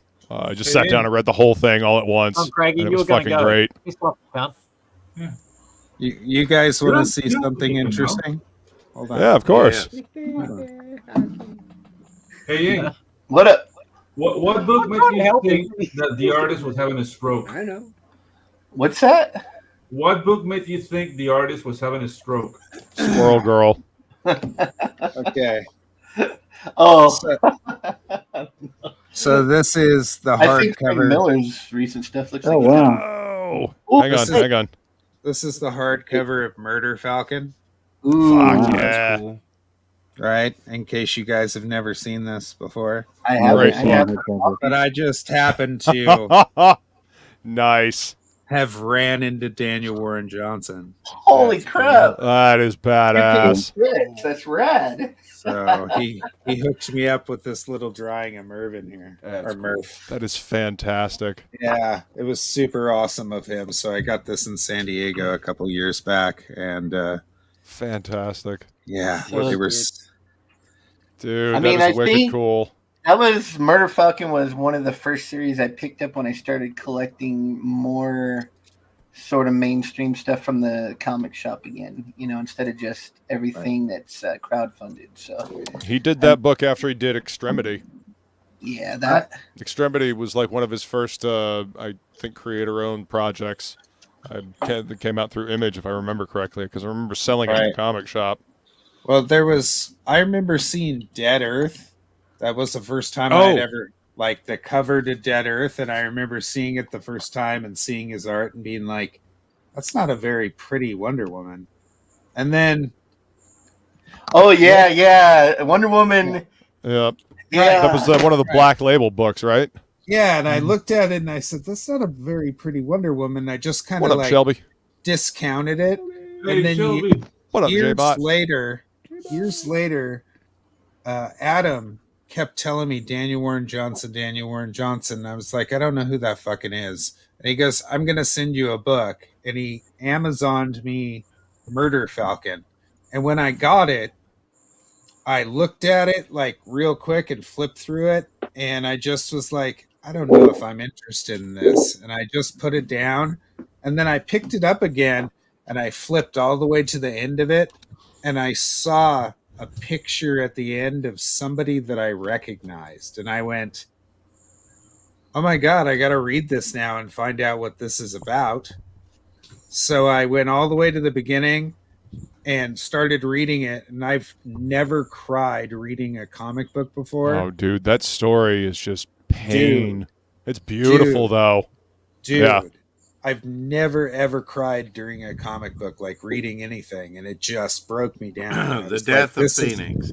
This is fucking amazing. And I remember just after that, Captain Marvel's death. I sing the praises of Daniel Warren Johnson after that. So he's a fantastic storyteller. His better Ray Bill that he did for Marvel is like one of my favorites ever. It's the greatest version of Beta Ray Bill ever. Yeah. And I'll be back, guys. I'm gonna get some dinner. And then Hi, Plago. Love you, buddy. And then the colorist on that book is it Spicer, the guy who colored Jawbone Death. Fucking destroyed Better Ray Bill, man. He knocked the colors on that book. Mm-hmm. Like I just like, wow, dude. Yeah, he killed it on that book. So I thought it was awesome. So I remember picking up after I fell in love with Daniel Warren Johnson, I watched all of his videos and kind of started watching how he drew stuff. And I realized at that point, I was like, oh my God, he's just drawing like he's painting. So it has to do with the tools he's using. And I just started going through all of his videos and collecting everything he draws with. So I have all the pins and everything he works with. And the faster it dumps ink, the more he likes it. Yeah. So I have found several different like tools that he uses that really work well, and they really work well for doing that specific style. And those are what I use exclusively to do Jabbo Death. But this is what I was saying. So after I fell in love with Daniel Warren Johnson, I went and revisited Dead Earth and realized that that is possibly one rivals The Dark Knight Returns in so many ways, and that it set him apart and on the level of Frank Miller when he did Dead Earth. And it wasn't even on my radar. And I realized after that yes, Wonder Woman could look that way because she's fucking Amazonian. Yeah. Almost the exact same thing with that. When I first saw it, I'm like, yeah, that's ugly Wonder Woman. And then I picked it up later and I'm like, oh yeah, this is great. Awesome. This is Al Bang. You went like Al Bang. So Fits the story. When she's punching Superman through mountains, yeah, because she's so angry, it was so good, man. Like, I've never seen something embody like emotions so much, other than Elektra Assassin. Right. It definitely like has this feeling to it, and that's what I love about comics. I love making a giant play, and that's being able to elicit that emotion from people. You know, and that's what stories do. How I feel if you don't have the confidence in yourself or the love for comics that you're willing to trace over someone else's work. I don't know how to even. I don't get it. You know, if you don't want to create that from yourself, like if you don't have a passion for it, and you just, how do you get any satisfaction from tracing someone else's creativity? We'll ask Drew Struzan. We'll ask Drew Struzan. That's what we'll do. So, reading assets. Remember what I fucking said. We'll use Drew Struzan as that example because we all can agree he's the greatest of all time, but that motherfucker traces photos. So, well, yeah. He also adds a lot of paint on top of that too. No, but we can all agree that if he wanted to spend a week drawing faces, he could. Yeah. Yeah, he spent years getting to the point where he could do that. I mean, I have a weird goal myself because I tread two waters, like animation and comics, and I just want to convey the movement Glenn Keane did on Tarzan. Oh, nice! Right? Yeah, and totally. That's my goal. So I'm never gonna go like full detail or inks or whatever. I just want to concentrate on making movement. That works. And I don't know if people are gonna like it. I don't know if I'm gonna be successful with it, but I'm gonna do it anyway because that's my goal. It's the journey. It totally is the journey, man. And that's why we draw comics. And it's not for the money, I'll tell you fucking that. So. I mean, I can buy a couple of bag of chips here and there. Don't get me wrong, but yeah, it's not. You're not gonna get rich with this. Exactly. So hey guys, I gotta go run, but thank you for having me. Hey, take care. Man. Always good seeing you, man. Thanks for coming to hang out, man. See all of you. See you Monday. Jason, Pedro, Ink Spots, Hockey, you fucking cunt. Good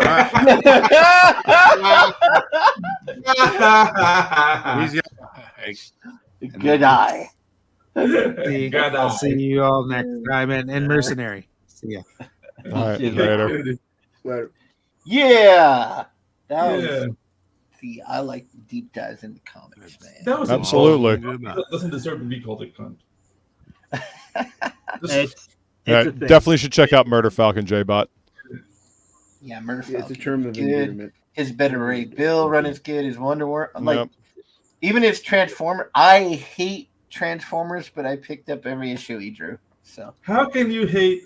I hate Transformers, dude. I think they suck. He likes. He likes You're suddenly fatter, Ink.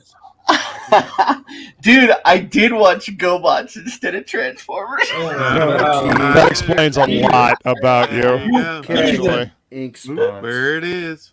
Yeah. I don't like GoBots either, though. That was. Yeah, the challenge of the robots was dog shit, man. I don't really like robots and stuff, but. Oh, you don't like robots? Okay, that makes more sense. Yeah. If you don't like robots in general, then yeah. We don't serve your kind in here. Yeah, it's not, that's not my gear. Sorry. I thought I saw you behind the bar. Yeah. Under the bar.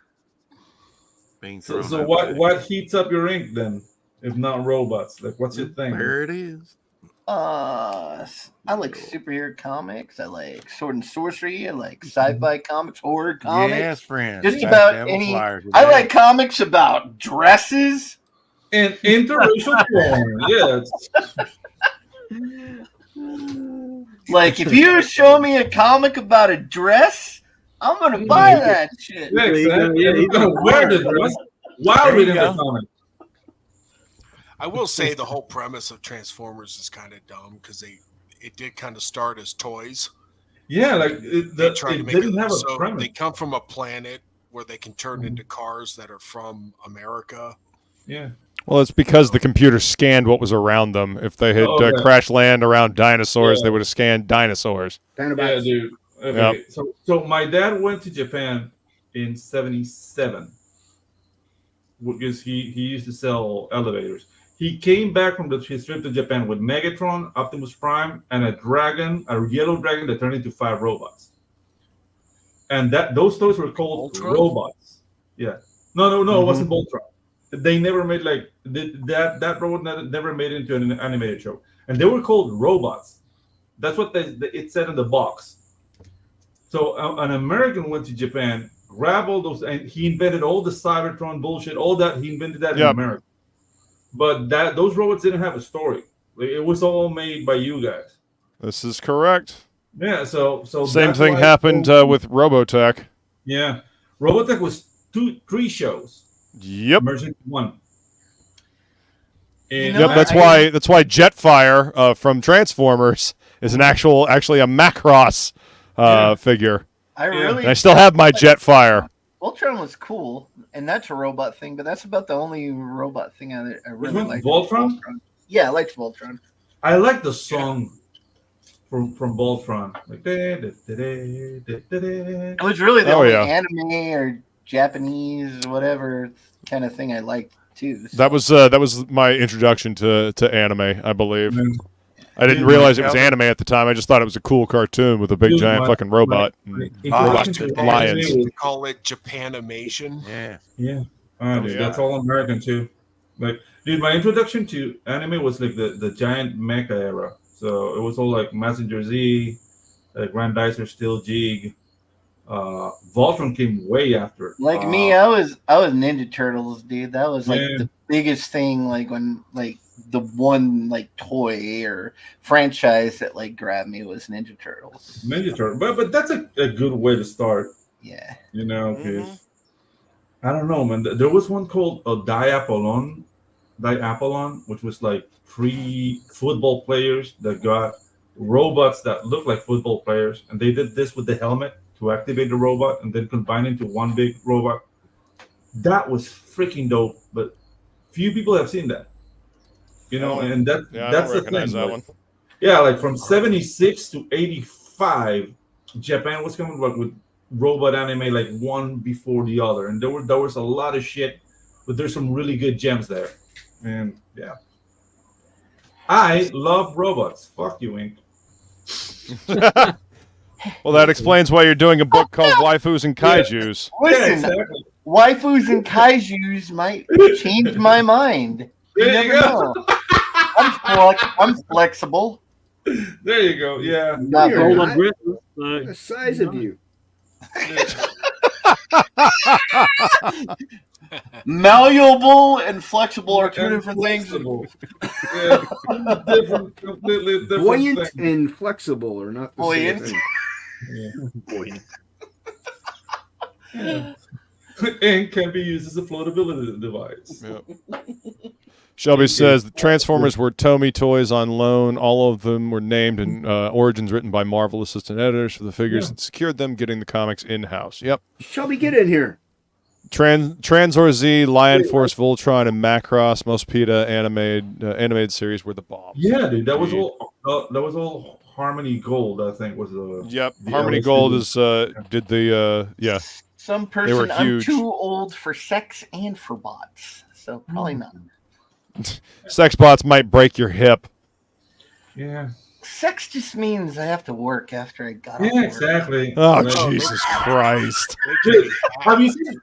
They can be hacked to kill you. There's this Spanish movie. They will be hacked to kill you. Dude, there's a Spanish movie I think Ink will really enjoy called Torrente, and I don't know if you can get it in English, but there's a line there like he's investigating like in a whorehouse, and he's looking at the hookers. It's like, okay, a blowjob. If I fuck, I'll get tired, and I don't know. I just see Ink saying that. Yeah, dude. Like I don't know. Like you got to see that movie, man. Torrente, El Brazo Tonto. Let me see if it's in English. Put it on my watch list. Yeah, dude. It's just like 30 and. How do you spell blah blah blah blah blah? Yeah.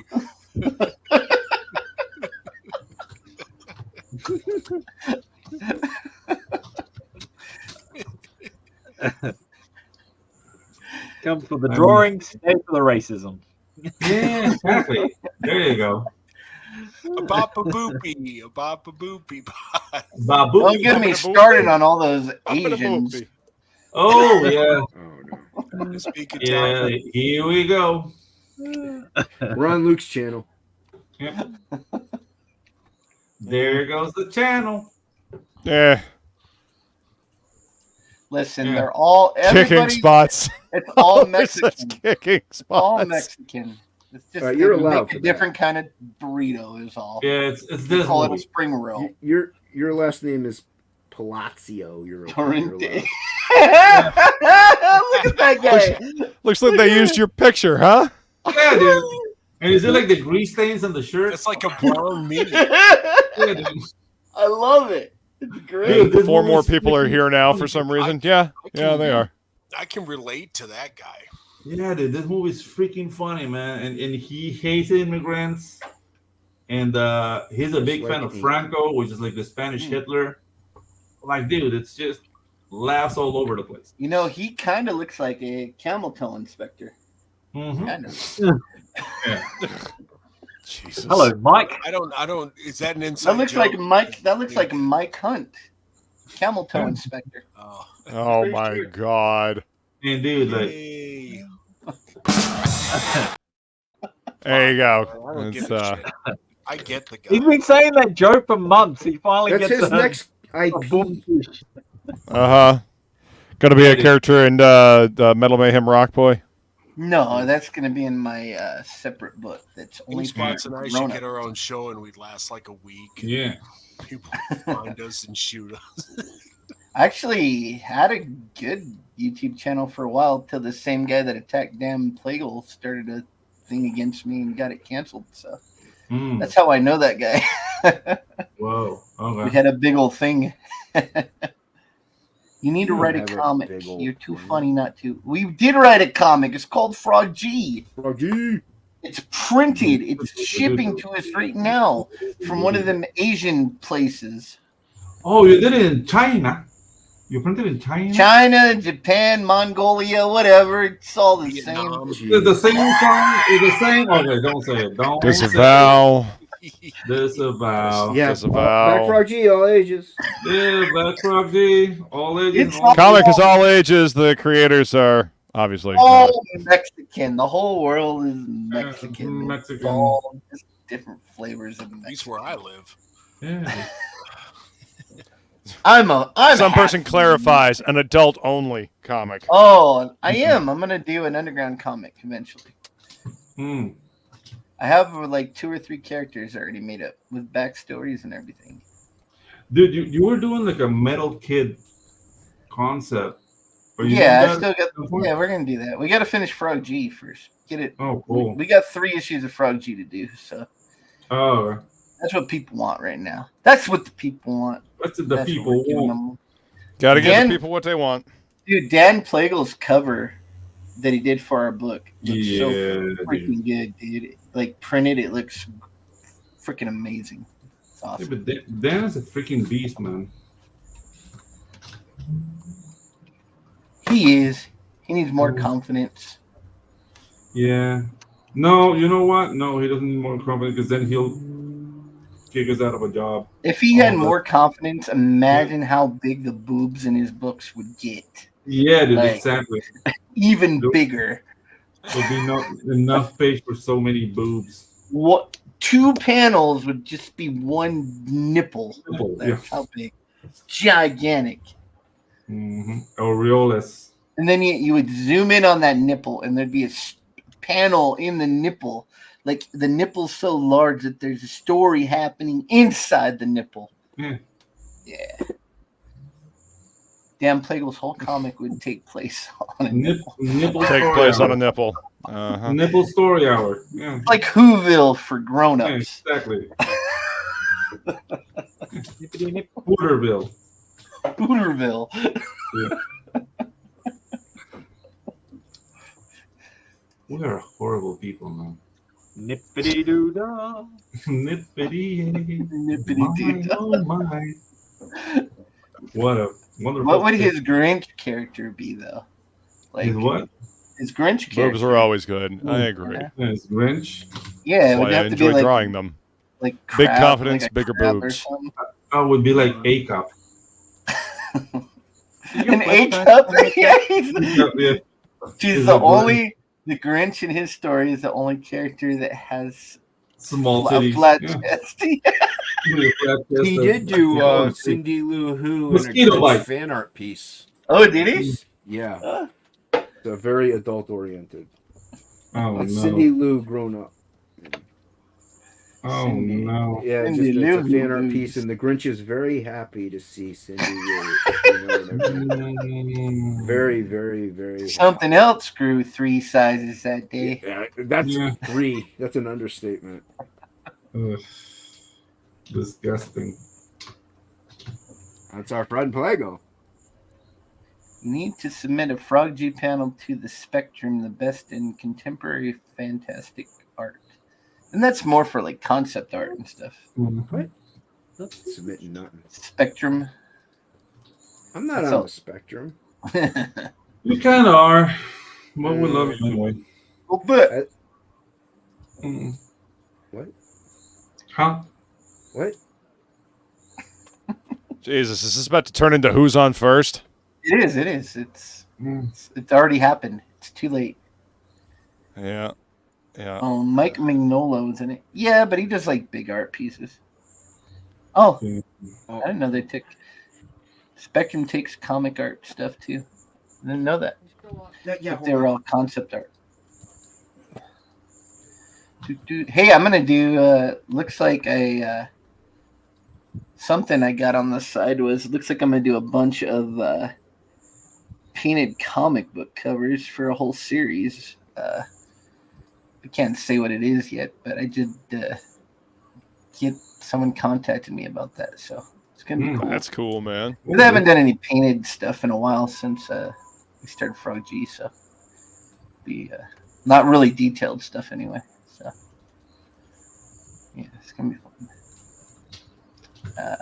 Sounds awesome.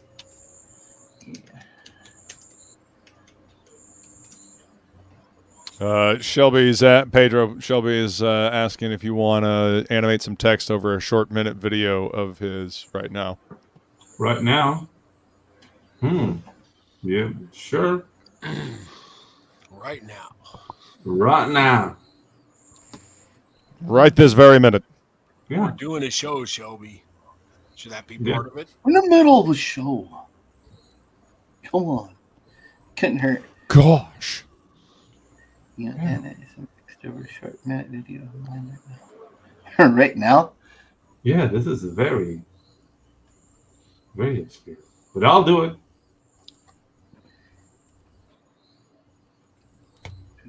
You're ending my show. Shelby. Yeah. Is that what you- It's just all. okay. It's Good. just all, Good luck with that. Yeah. It's just all so sudden. Who's Hit me up on Wolverine that. fighting, Jason? Who's Hey, Wolverine fighting? how did the trivia go today? I missed it. It was all Frog G questions. I think I got like 4 right. It was a lot of fun though. Frog G showed up and he read his own questions. So that was a nice surprise. Huh. Having the frog show up and read his questions to us.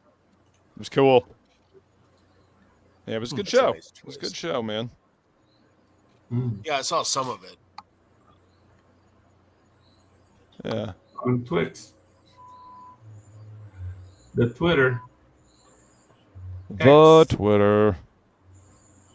I mean, it's still twitter.com, so I mean, it's still technically Twitter. Yeah. It is. And most people know it as that, kind of like copiers or like Kinko's. After all these years, everybody still uses the terminology. You mean Xerox? Or Xerox, yeah. Or I mean, a lot of people say Kinko's too. Still, I have never heard anybody refer to a copy machine as Kinko's. That's like a store. right. Now, Well, Xerox, though, was a brand, and that brand kind of Actually, became is synonymous Kinko's with even- the... Is Kinko's even still around, or has it been taken? No, over they're by gone. someone else? No, they've been gone. But there's a lot of people say, "Yeah, I got to go to Kinko's." Well, Kinko's is no longer around. No, I But think you it's know I what mean, I mean. you know, Staples and Office Max, Right. kind of have taken over that Yeah. section Although of the both market. of those stores in my town are like completely empty. Like when you go into a Staples or Office Max, there's just like cards. There's a display model, and then there's just like cards. So you grab one of the cards and they order it for you online. So there's no Oh, point. what the fuck? There's no point in actually going into the store because you can't buy anything there. There's nothing there. Jesus, that You sounds just order terrible. it. Like you could buy like toner cartridges or something, but like computers, printers, all that sort of thing, they don't have anything in store anymore. It's just like you grab a card, and then it's like I'll just do that at home. Why do I need to come in here? Yeah, to- why do I have to come in And- here and and they interact with you deliver it. people? If it's over like $50, the delivery's free. Yeah, but it's like, yeah, what's the point in going to a brick and mortar store besides being able to pick it up right now without having to wait for it? That's like the only reason to That go is into it. literally the only reason to go into a brick and mortar store. So if you don't have anything, then just close because what the fuck? Well, the ink cartridges. Yeah, the cartridges, that's about it. But we have ink cartridge stores, like 3 of them here, so you don't even need to do that. Those cartridges are kind of scammy. Yeah, just the whole. What, Mine ink cartridges in general? Yes, they are. Yes. So I got mine set up to Forever where, like, refilling them. on that new printer, whenever the ink starts to run down low, it like does an automatic order for the cartridges, and I just end up getting them in the mail without even having to do anything now. So it's kind of cool. Be careful about that. Yeah. Start to keep charging your card. Yeah, that's true. I had a phone service like that. Just got connected, and the phone that I have now, I ordered from them, and they were charging my card. And I was like, "Well, what about this $80 charge here?" Well, you were having service. I said, "How could I have a service? I didn't have a phone yet, and I ordered my phone from you." They didn't even want to discuss it. I said, "Cut me off right now. Not doing business with you people." You know What do who's you mean, you people? Yeah. Who's What do you mean, you people? Angie's List is scammy like that, dude. You heard Yeah, me. Angela. Like, Dude, I'm an old Angie's man. List Tiger is Direct horrible. Store. Blonde. Jesus. Like Yeah, they it's, get you locked into a contract, and you don't get any like their whole thing is a fucking scam. So, Mm. It they was lock you Pure to like Talk, a by the way. year contract. I thought Pure And that's Talk what they was one want. of the good guys, but not apparently. Didn't do me right. Didn't do you right? You didn't get off? Rex didn't get done. You didn't get off. Lord. I was, All know, right in the middle of. That's and that's then the worst. I know. Half finished. Yeah, the horrible. I get it out. Didn't even Rode get hard, beat. put away wet. Poor Rex. It's horse talk. Mhm. story of my life. He hires a hooker and she fakes it and gets done early. Yeah, exactly. He figured no orgasm with a hooker. It's just that's how he rolls. Usually get rolled. Well, you know what, always honey? pay him half at that point. Don't need to take an extra 50. Extra 50? It has been a long time since you hired a hooker, huh? That must have been back in the 70s. Well, you told me you were going to hook me up, but I haven't seen, I don't think you and I could afford hookers right now. It's a bad economy, man. They're probably super Probably not. expensive.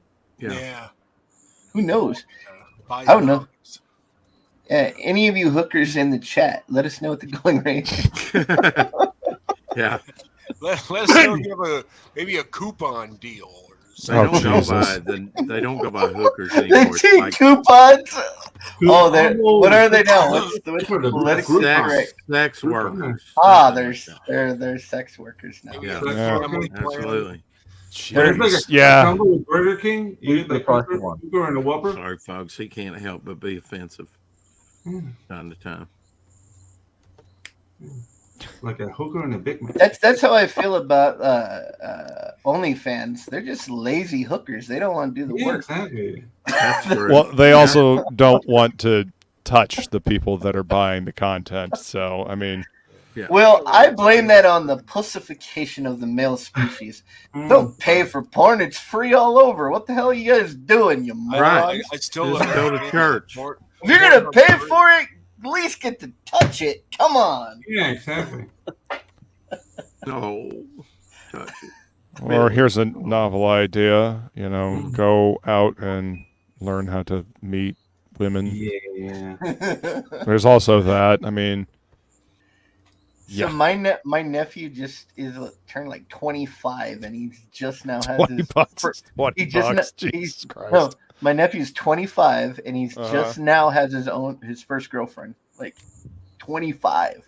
That's crazy to me. That's like that's I mean, Yeah, but whatever, you gave man. him- Blue You Lake. gave him dating advice 30 years ago, and he took it. The hell? no. I mean, maybe it'll be it'll be better for him, because the dating scene is not all that great now. So I mean, I understand why a lot of dudes are hesitant to even bother Slim trying. pickings, eh? Yeah, I could see that. It's pretty crazy. But maybe you found a good one. Hopefully. It was an SJW. Mm. Well, she doesn't have blue hair, so that's a good start. Does she have a And penis? she doesn't have a penis or blue hair, so that's yeah. There you go. He's winning already. Check that That's armpit. a win-win. Spanky only charges $20. Spanky. Well, 20 bucks. 20 bucks. Yeah, 20 bucks. Spanky. Oh no, it's Is just 20 that bucks. with It the is 20 coupon bucks. or without the coupon? There ain't no coupon. that's a good Scan the question. Q code. What the hell?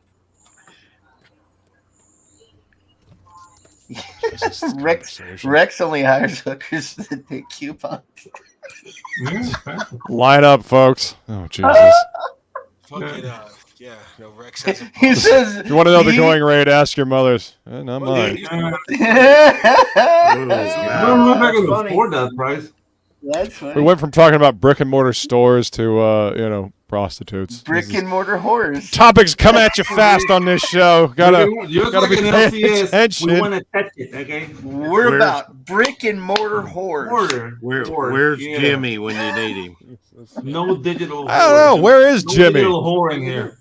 Jimmy's scared. You mean Jimmy's abandoned us, former co-host of TOPicLESS? right? Yeah, I know. He's scared because I went off on Dark Gift last week or the week before. Ooh, okay. Then he ran away. He ran away. Coward. You already made up anyway. He's Yeah, on they Ethan's kissed. channel and Tony. We didn't kiss. He asked me to be on his show, and I said no. See, they kissed.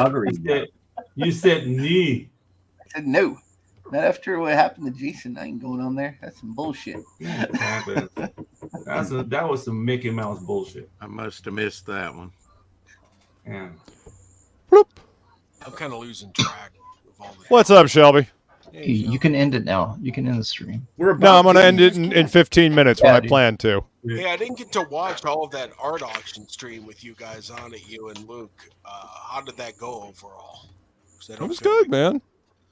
I don't know. I got to see Frozen Shelby. I really enjoyed that. The internet really fucking hates you, man. Yeah. Yeah, there's something going on. So I don't know. I think it's just the provider out here changed some stuff and now it's messing everyone up. Frozen Shelby's my favorite Shelby. Yeah, dude. Yep. Forever. Hashtag blessed. Yeah. Pedro, I sent you some link. I don't know. Does that look workable for you? Already downloaded. I'm gonna see if it opens. It's an MP4. Okay, cool. So Did I hear that right? Yeah, it's like a minute and a half or something like that. It's just for some reason After Effects is not loading my fonts. I don't know what's up, and I've restarted and everything. So I just did an update. I think it might be an update. I'm not sure. But hey, these came in. What? Not looking. Nice. Ragetality. There you go. What is my red winter? That's not the one that I wore. That's not the original. I want the original. Jason, I sent you a package yesterday. You got a package coming. I sent a few, and then there's some stuff in there for Luke. You're gonna have to send to Luke. Don't tell him. Sure. Yeah, sure. I'll send it to Luke. Yeah, sure. Did Clint Helinski draw that cover, Shelby? You just no. Taking shots at everybody. God damn. No. If you look real close, this artwork's actually good. You drew yourself. Oh man! Holy shit! Listen, if that doesn't work, just run it through AI afterwards. If you haven't noticed, I really don't give a flying fuck anymore. Anyways, brutal. Yeah, no, it's a panel. I mean, obviously, there's like 2 or 3 Frank Miller homages in the book, and this was an actual panel. No, I still like that cover. Yeah, it's cool. I mean, I've always wanted to do a Dark Knight Returns silhouette variant, and I was like, well, since this book is literally me trying to ape Frank Miller, may as well. I thought you aped Jim Lee. I mean, it seems like the perfect time to do, to do an homage to that cover. Shelby, you should have done an homage to Deathblow #1. Hey, yo, Shelby, I don't want to be that guy, but do you have a font in mind for this? Maybe something old lady like, or like cursive? You know what I'm saying? Like cursive? Yeah. Okay. Yeah, or legible though, because the way the timestamp is, it's gonna. She-Ra Princess of Power. Will I know what to send to Luke when I get it? It'll be no question. You'll know exactly what to send. Yeah. Okay. Yeah. So these came in. I know Angie's and Angie has a box going to her too. Some person I don't know some person's real name. I'll convince Angela to send it to me. Yeah, I sent Angela's to Todd McFarlane Productions because she is Todd McFarlane. I'm never getting it from Todd. Yeah. He's gonna open up the box and be like, "What the fuck?" Thanks, bud. Yeah, no, there's some other stuff. It's funny. Pretty good. I did not mail out anything to. I didn't mail anything out to Phil. Oh, nice. You know what I'm loving, Shelby, is that this has become the only cover to my comic. Apparently. What's that? Oh, that one. Yeah. No, because. Your second chance. I'm drawing you. No, there's no second chance. Yeah, Minotaur Samurai ASM 300 homage, dude. You're getting that for Richie. There's no second chance campaign. Rick and I already decided. Rick's I have plenty left over. People can just buy them from me. You don't need a second chance. Rick has all the files, and we've already launched the. Dude, Rick the sign up is live. Rick doesn't even know what state he's in anymore. The sign up's live already. Yeah. You already have 16 people signed up. Damn. Yeah, we got a Rob Liefeld variant. We got the Shelby Robertson ASM 300. We have an Isaac Bell variant. I okayed none of this. We're running with that book, Jason. You don't know. Clint Helinski is doing 37 homage covers. I definitely don't want it now. 37 of them. Yeah, they're all photocopies. I could have done them. 37. Yeah, and none of them credit the original artist. No. Why would you do that? He's just able to draw in a lot of styles. Pedro's never coming back on the show now. Why not? Talent. I don't know. Dark Gift. Jimmy doesn't come back because ink went off on Anthony. So. The ink went off on who? I started being mean to people. Yeah, but You no. You never Imagine that. Ink, I don't know if you saw him in chat. Looked in. He didn't. I think he thinks I was kidding. Do you know about that AC, the AC, the technicians? They're called Immaculate Design. Do you know anything about them? So there's I'm not kidding. I think it's because summer is here, right? Like it was 99 today. They're advertising. I'm just saying because we all know what Ink does, but they're hiring AC techs with a $10,000 bonus. I'm just letting you know. Holy crap! Yeah, no, it's real, for reals, and it's on the radio even. Like they're desperate because I think they expanded. So, and it's Arizona, man. So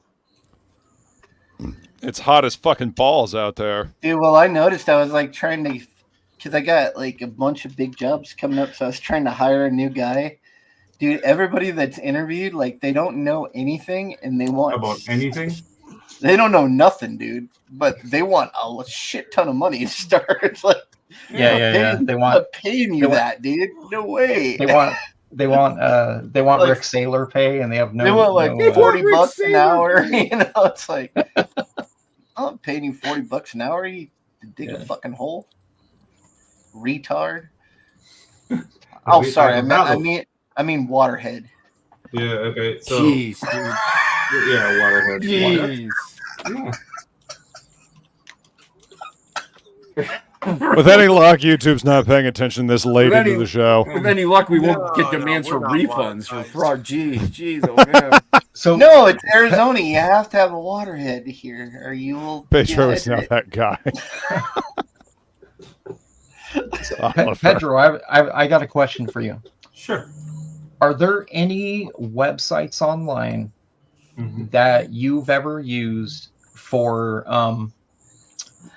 animated text, or for like even if it's AI text animations, like an overlay? Is there anywhere you've ever used for like an overlay, like one that doesn't make you upload a template and then it flattens it, then you got to do whatever? Like, well, in Battle Market sells you like After Effects templates that are not baked, like you can modify. That you okay? That's where got me. Yeah, that's where I bought a few. Yeah, I bought a few. So, I bought a few After Effects templates that are for movies. So yeah. Are you done with the motion comic, or are you in the middle of it? I'm re-editing it because it's 6.5 minutes, and they said it had to be a minute and a half, so I have to cut a bunch of stuff. I'm eliminating.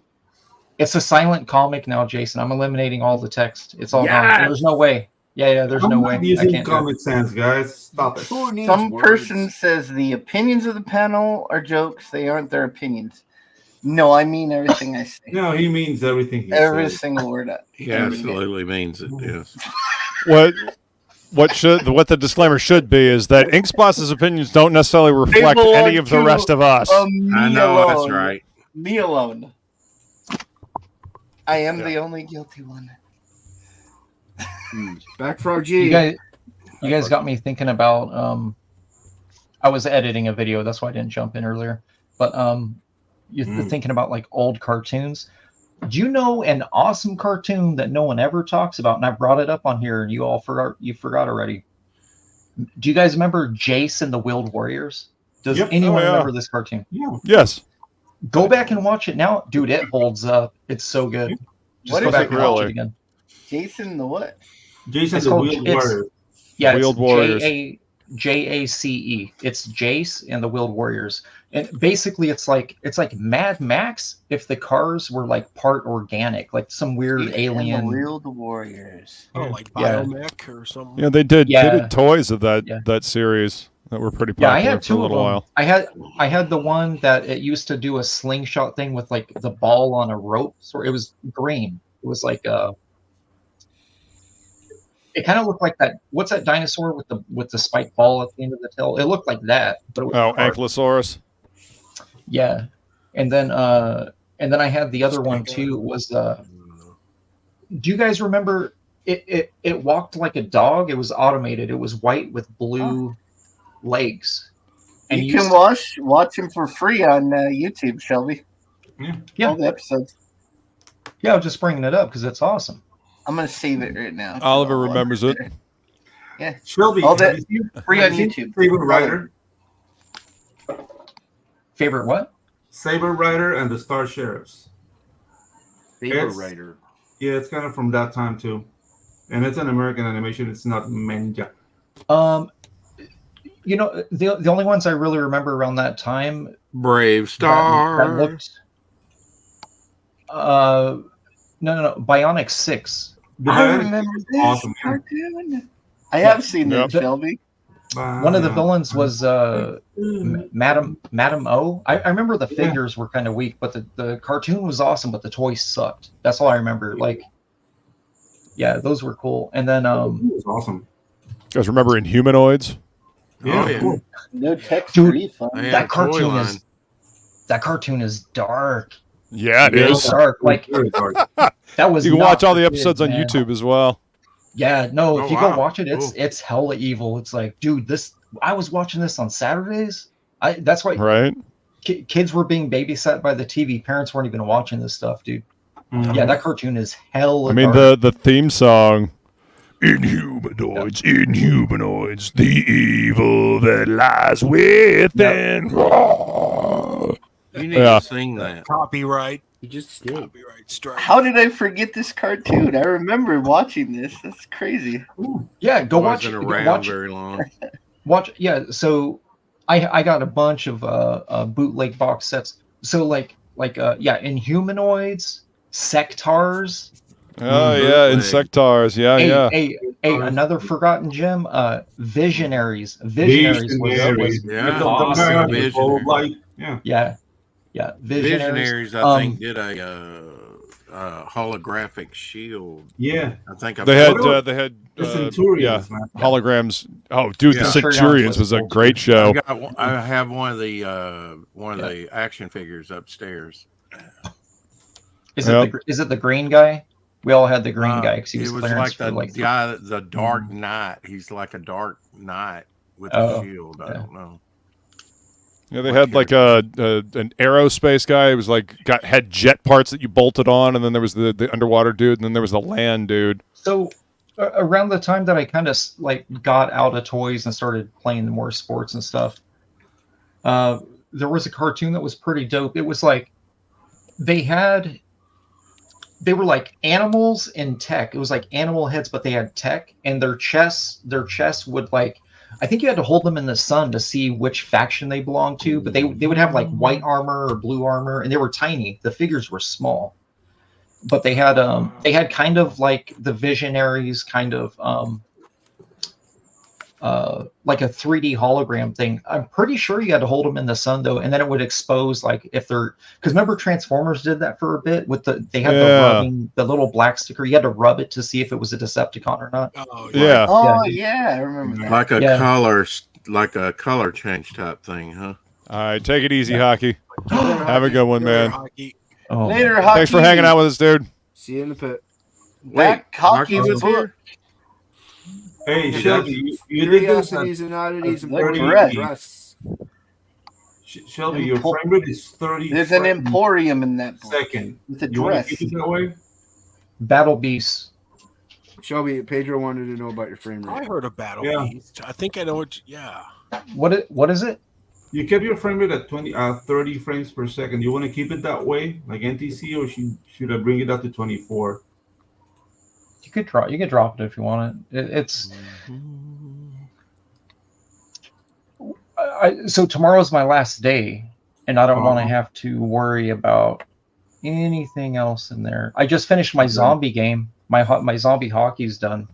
Okay. I had to bake that one I had to bake the lights. We had way too many. The memory was crazy. Yeah. So You know what? yeah, I had I'm to gonna bake the give it a lights. 30 if you're on a deadline. So. Okay. Yeah, I mean, I have to upload it to him, and then he's yeah, that's pretty much it, dude. That's the final Get it done, assignment that we're in Pedro. there. Get it done. I don't know. This is chump change. Yeah, it's actually pretty easy. It's just like I said, my fonts, it wasn't loading. I was like, what the hell, man? Like Adobe Photoshop is fine. I literally almost went into Photoshop and just created a bunch of just PNGs and just was going to animate them through it because I was like, I don't know what else to do if the font's not working, which means I can't do any of that. The dynamic fonts weren't, none of it was working. So, which is weird because the video stuff is hella smooth. I'm not really sure what's going on. It happens. Sometimes it can get buggy. It could be like a DLL thing. Right. Went out of whack when DLL files will fuck shit up. Yeah, dude. It could be a DLL that got like lost when you upgrade it, and that will maybe out. This is I don't this Windows here, man. It's like 13. Is it 13 or is it 10? 11, I think it are. Is it 11? Dude, it doesn't let you control your updates. It just doesn't. Nope. Dude, Yeah. Why Windows 11 is bullshit. Yeah. Yeah, my computer. Oliver knows. What? He froze. He stuttered. Every time Windows updates, none of my shit works. Like none of it. I have to like update everything, reinstall everything. And you have to get used never to it updated all, to 11. all over again. Shelby's unfrozen now. Windows, yeah, I'm back. No, I'm back. Windows turned my computer on and did the update, and then did an auto restart without me even saying it was okay. That's what mine did too. Yeah, and now with Windows, with Windows and Facebook now, did you notice that you have the Meta AI in both of them now? It's integrated in both. Oh, dude, horrible. So any search you do, it gives you a fake persona trying to fake ask you questions or help you. Yeah, go into your. Unless we see the shitty side of AI. Yeah, go into your Messenger app and just. And tell the AI to fuck off. Type anything. Then it says turn VBS virtualization based security off in Windows 11 to fix your gaming and streaming performance lag. I guess Microsoft got hacked and like somebody got a bunch of passwords. So I haven't put my password in fucking anything Microsoft at all for like years because it's just automatic. Of course, I couldn't remember. Like the original email I signed up for was like gone for like years, and so I could not confirm who I was, even though I had my own password to my own account. So I couldn't get into any of my fucking files. I couldn't get in. I couldn't even. So I was sick in bed, and then I was like, "Well, I'm sick. I'm gonna play some Xbox." I couldn't even play Xbox because I couldn't fucking sign in. It was fucking. Oh my god. Fucking Microsoft sucks, dude. They fucking. They call them micro suck for a reason. They suck. Ugh. They used to be great. Yeah, they Used to be. Yeah. Oliver says I have to uninstall Windows updates so my knockoff tablet monitor can work on my PC. Jesus. Yeah. That's what it is with mine, is like the Wacom does not want to work every time. Windows and Wacom did not get along fucking at all. Well, Windows, Wacom, and Photoshop don't get along. Like Adobe and Windows fucking. So I got a new Alienware system here because my other system crashed. Inc. I don't know if you've seen this. I will say this is the first computer I've ever owned that was not full of bloatware. It was literally bare bones. Yeah, but that's good. That's the way they should be. Fuck bloatware. Yeah, but I am noticing with the cookies and everything else, it is starting to kind of pile in. Anytime you do anything, it's all these sites, you know. You gotta Just clean throwing that shit in. shit out. I like cookies.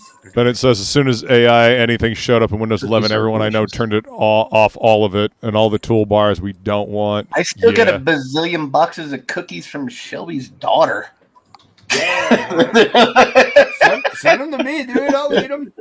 My wife eats like one cookie a week or something. You could sell, dude. You could sell them to. I got 3 people that'll buy them right now. I know who they are. I just told you I'd send them to me. Yeah, What's that, Jason. Sorry.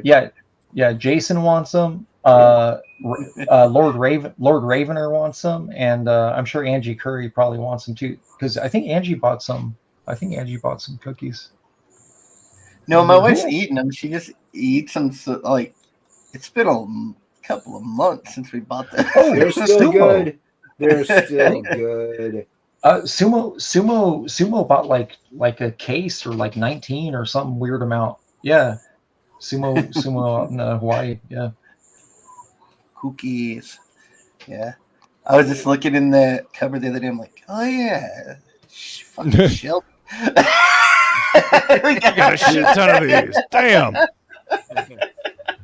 Dude, it was like 9:15 at night, like a week or two, 2 weeks ago, 9:15. And someone knocks at the door, and we're like, "What the hell?" Because we don't have any guests coming over besides like great grandma, you know. And she's in bed by 8. Like the fuck? So I go and answer the door. It's my neighbor trying to buy mint.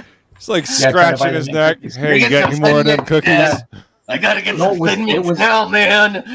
It was like the whole last couple came over. It wasn't just one. They were both here like to shake down for At the cookies. door kicking stabs. They're both scratching their neck with chapped lips. Yeah, they wanted their mint. Yeah, those are all out. Can you hook us up? Can you?